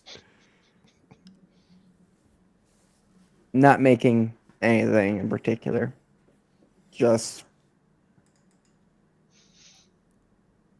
relieving frustration and stress.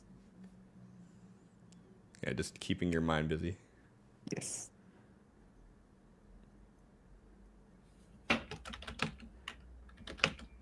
All right.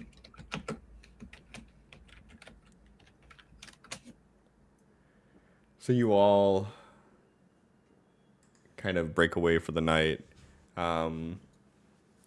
Once you finally get to sleep, or in like some of the cases, like if you don't need to sleep, if you just have like your little Trance. or your little powwow with yourself. As you all kind of get into your state of slumber, you all actually fall deep into sleep. And each of you see this vision. And you see a creature that's standing before you. This creature is not demon, not devil. It stands 15 feet tall. You're in this chamber with it where there's a single light source, and they are just beyond it. And you're making out this silhouette of the figure. And you feel your bodies trying to move, trying to get out of this, but you can't. You're paralyzed.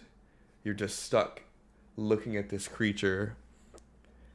And it steps into the light, and you see this fiendish creature look at you. And with a stone cold gaze, it says, "Hello, my little abyss kissed." And that's where we'll end it at for the night. Oh, I really love when I mishear things. My brain tries to autofill with things that are so vastly incorrect. I heard "hello, my little limp biscuit" for a second. Yes. No, Hello, my little first. limp Not biscuit. again. Like afterwards, my brain I went back, thought about what I heard, and was like, no, abyss kissed, got it. And then he grabs the mic and he's like, "I'll eat you alive. I'll eat you alive." I'm a little limp biscuit. So yeah. Sorry I got you attached to characters and then killed them immediately again. I should know better than to get emotionally attached to characters. But the question is, did I do a good job of making it seem like I wasn't gonna kill him? Yes, but also no. I knew at least that we were going to be losing Ilarion. Yeah, that was I was too like, good to be he's true. too OP. Yeah, he's too OP to just be our buddy for goodsies. We don't. But I get had to an keep image him. for him. I thought the image was gonna be the red herring. You didn't let Sin draw it. Yeah, That's true. Sin didn't draw it, so I Mhm. kind of had my suspicions. I fucked up. See, I have an image of Quillwise too that I didn't show you. So I should have did that. That's the day he dies. When we see the image. Yeah, you want to see what he looks like? Just wait. Fuck! What are we waiting for? Wait for it. I cast Fireball! Here he is. Stop cooking my friends! Like, aren't you glad you waited? No! The only movie franchise that I know of where people is like sitting around having this nice jovial cookout and talking about family and don't die is Fast and the Furious. And everything else, you start talking like you're like a friend, but more a brother to me. Like, oh, that guy's fucking dead in the first act. Yeah. We go around the corner, past Durian, and the horses start drifting though. And then Ilarion looks back and goes. He's adorable! Ilarion looks back and goes, family. And then the horse has a rocket in its ass somehow, and it just shoots off into the moon. Right. Oh, that's Quillwise. Yeah. He's so cute! We're keeping him, Cliff. We're not allowed to hurt him. going He's our guy everywhere in the with us. chair who has to live forever because he's too precious. Yeah, that's Quillwise. I forgot to show that earlier. I'm sorry. I'm shitty. I'm such a shitty DM. Anything ever goes down, Quillwise goes into the bag of holding. Yep. What are you doing? Wait. Take a deep Strike breath, to it's the- fine. Nope. Right. Trust this is for the best. There's food, there's water in there. The last few months, it's fine. But what about air? We'll poke holes in it or something. You're wasting it talking. Right. I heard a story about Vardrak doing this for weeks. It's fine. Yeah, that goblin survived for a few days at least. I read it in a book. Shit. So, I hope you guys had fun. Certainly. I had fun with it. I was so nervous about executing this correctly. You mean executing them? Yes, that's exactly what I mean. I gotta set the tone. You know what I'm saying? Like, I know you had to give us drive and reason and a big hook. set piece. Gotta set the tone. But I loved Why are you him. level 1? You take 38 Yeah. damage. Exactly. I That's the feel my double net 20 was wasted on something that couldn't be stopped. tone. I mean, you were just perceiving, anyways. Perception isn't gonna stop shit. Well, I would have, you know what I mean. Would have liked to give a proper warning so we could have a proper fight and not just fuck you, fuck you, fuck you, fuck you, and you especially.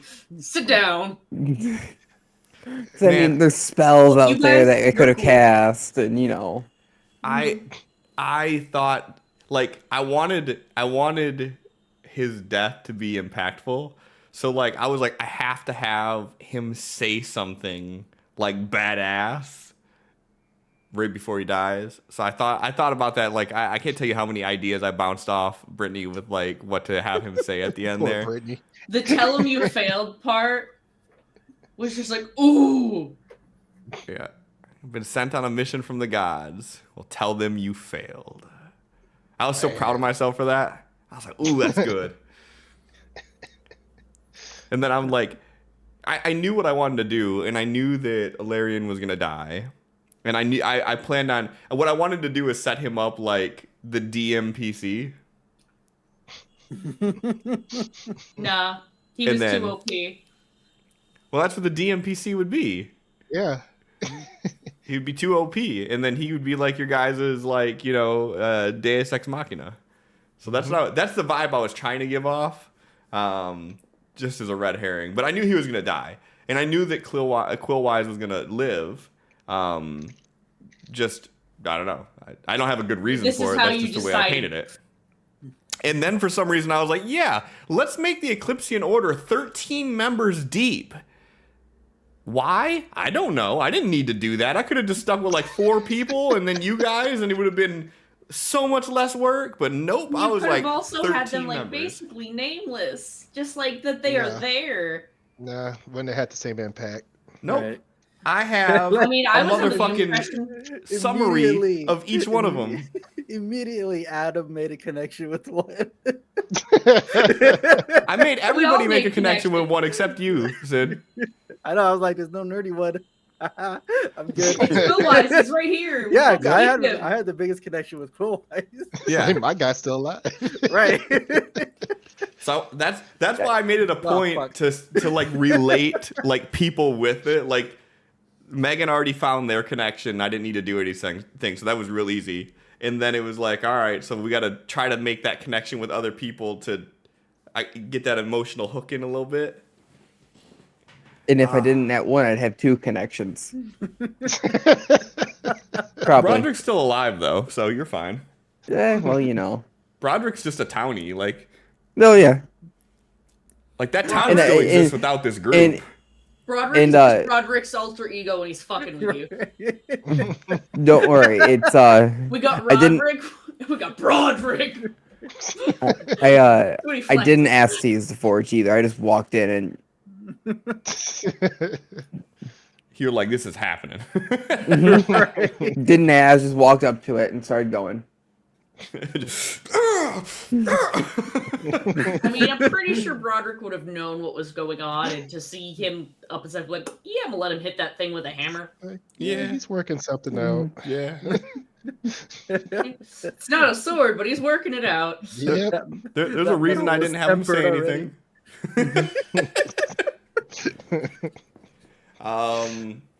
Also, for everybody that hung out here, if you're still here, thank you. Thanks for the raid. I apologize that you immediately got muted. They raid immediately say something offensive. See, 20 sides to every story has raided here many times though. So like we have rapport. I raid out to them when we were doing the Las Vegas stream and whatnot. So so we're good. We have good rapport. I don't They think don't mute us, Cliff. that's because I don't spam emotes. No, I'm joking.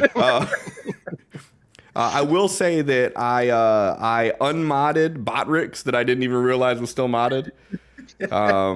So got him. You ain't got to worry about that no more. No, I appreciate the raid and Tux. I appreciate you hanging out and thank you for the follow. Obviously, Bob, Lissa, it was nice having you guys here. Ian, it was nice having you here. Thank you for the follow and thanks for hopping in the Discord. And then Drake Takes, thanks for the raid. It was cool, man. I apologize that I couldn't interact with chat as much as I would like to, but this is episode 1. I had to get shit right. There was lots of story to tell. Right. Lots of NPCs to kill. Lots of connections to build and sever immediately. And never be able to fully make you connect with another character this entire campaign because of it. Got it. You Down destroyed me emotionally. I got to do the thing where I get to RP as a sad NPC and make myself tear up. I love doing that. Oh yeah. Aww. Yeah. Almost any time if there's a serious moment where like there's an NPC crying, I tear up. You're so cute. That's adorable. I need to start actually figuring out how to make myself cry, and then it'll sell better. Looking at the camera, just Please, I almost cried with Brindletown, and I'm like, wow, I'm such a fucking cheesy asshole. I love Brindletown, man. There's times that when I'm doing like maps and whatnot, I'll just play Brindletown. Like that's just my fucking map making music now. I'm like, fuck yeah, amped I up. bet I'd clean my house better if Brindletown was playing and just be meandering around getting shit actually done. That's right. Just RPing that you're wanting to clean. Like, wow, that really worked. Wow! I somehow found enough mental capacity to do the thing. Where did these spoons come from? Like, oh yeah. About to get everything done. Sin don't want to do shit.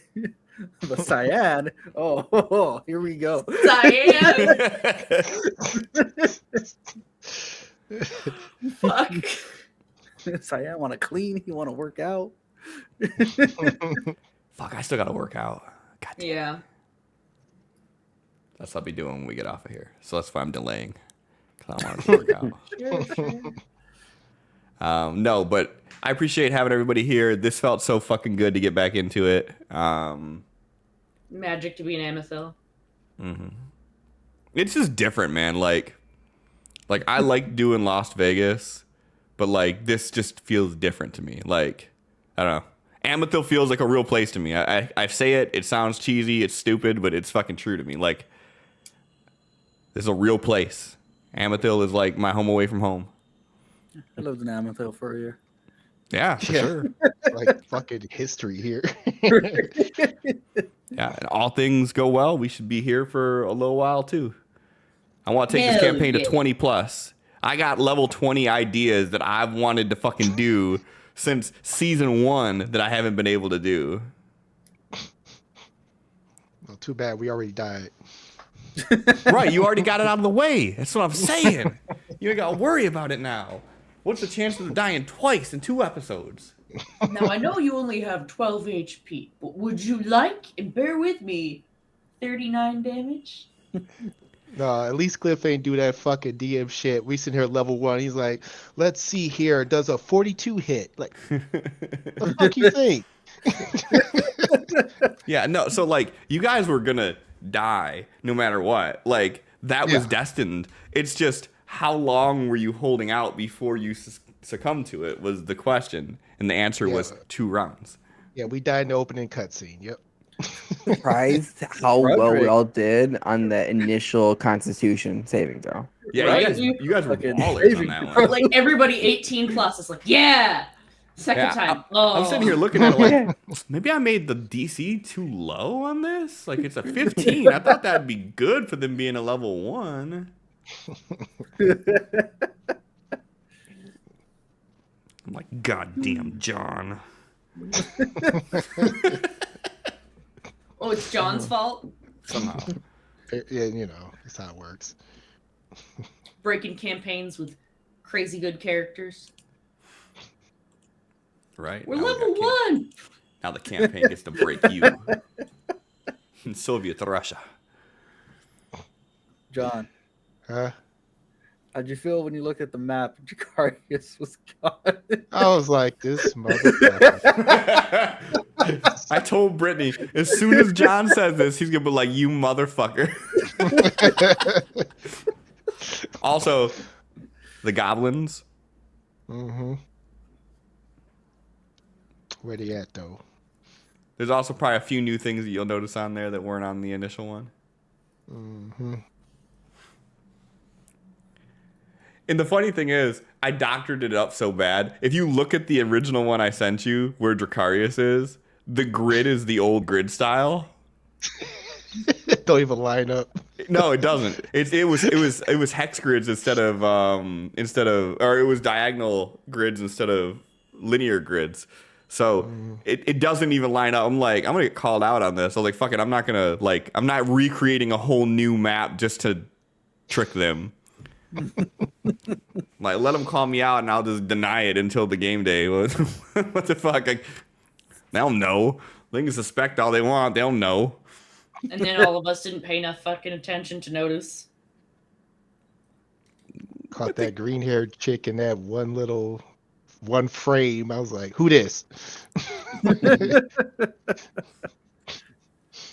You know what's really fucked up is that I had 7 videos planned out that I was gonna do. It just didn't have, between losing power and fucking Time. just everything going on that could have went on. I didn't have time to do everything.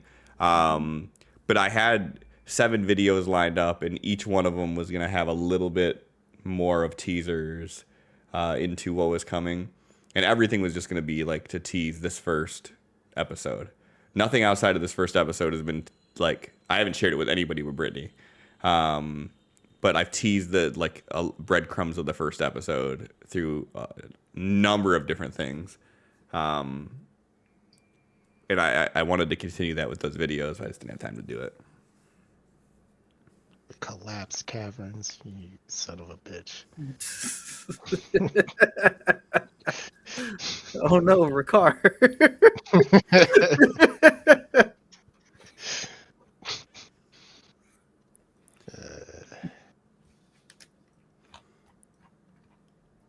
All right, yeah, I'm gonna call it right here. Thanks again, everybody, for hanging out. We'll be back next week, 8 p.m. Eastern, for episode 2. And if you want to catch the rest of episode 1, it will be up on YouTube next week. So thanks, everybody, for hanging out. I appreciate you all.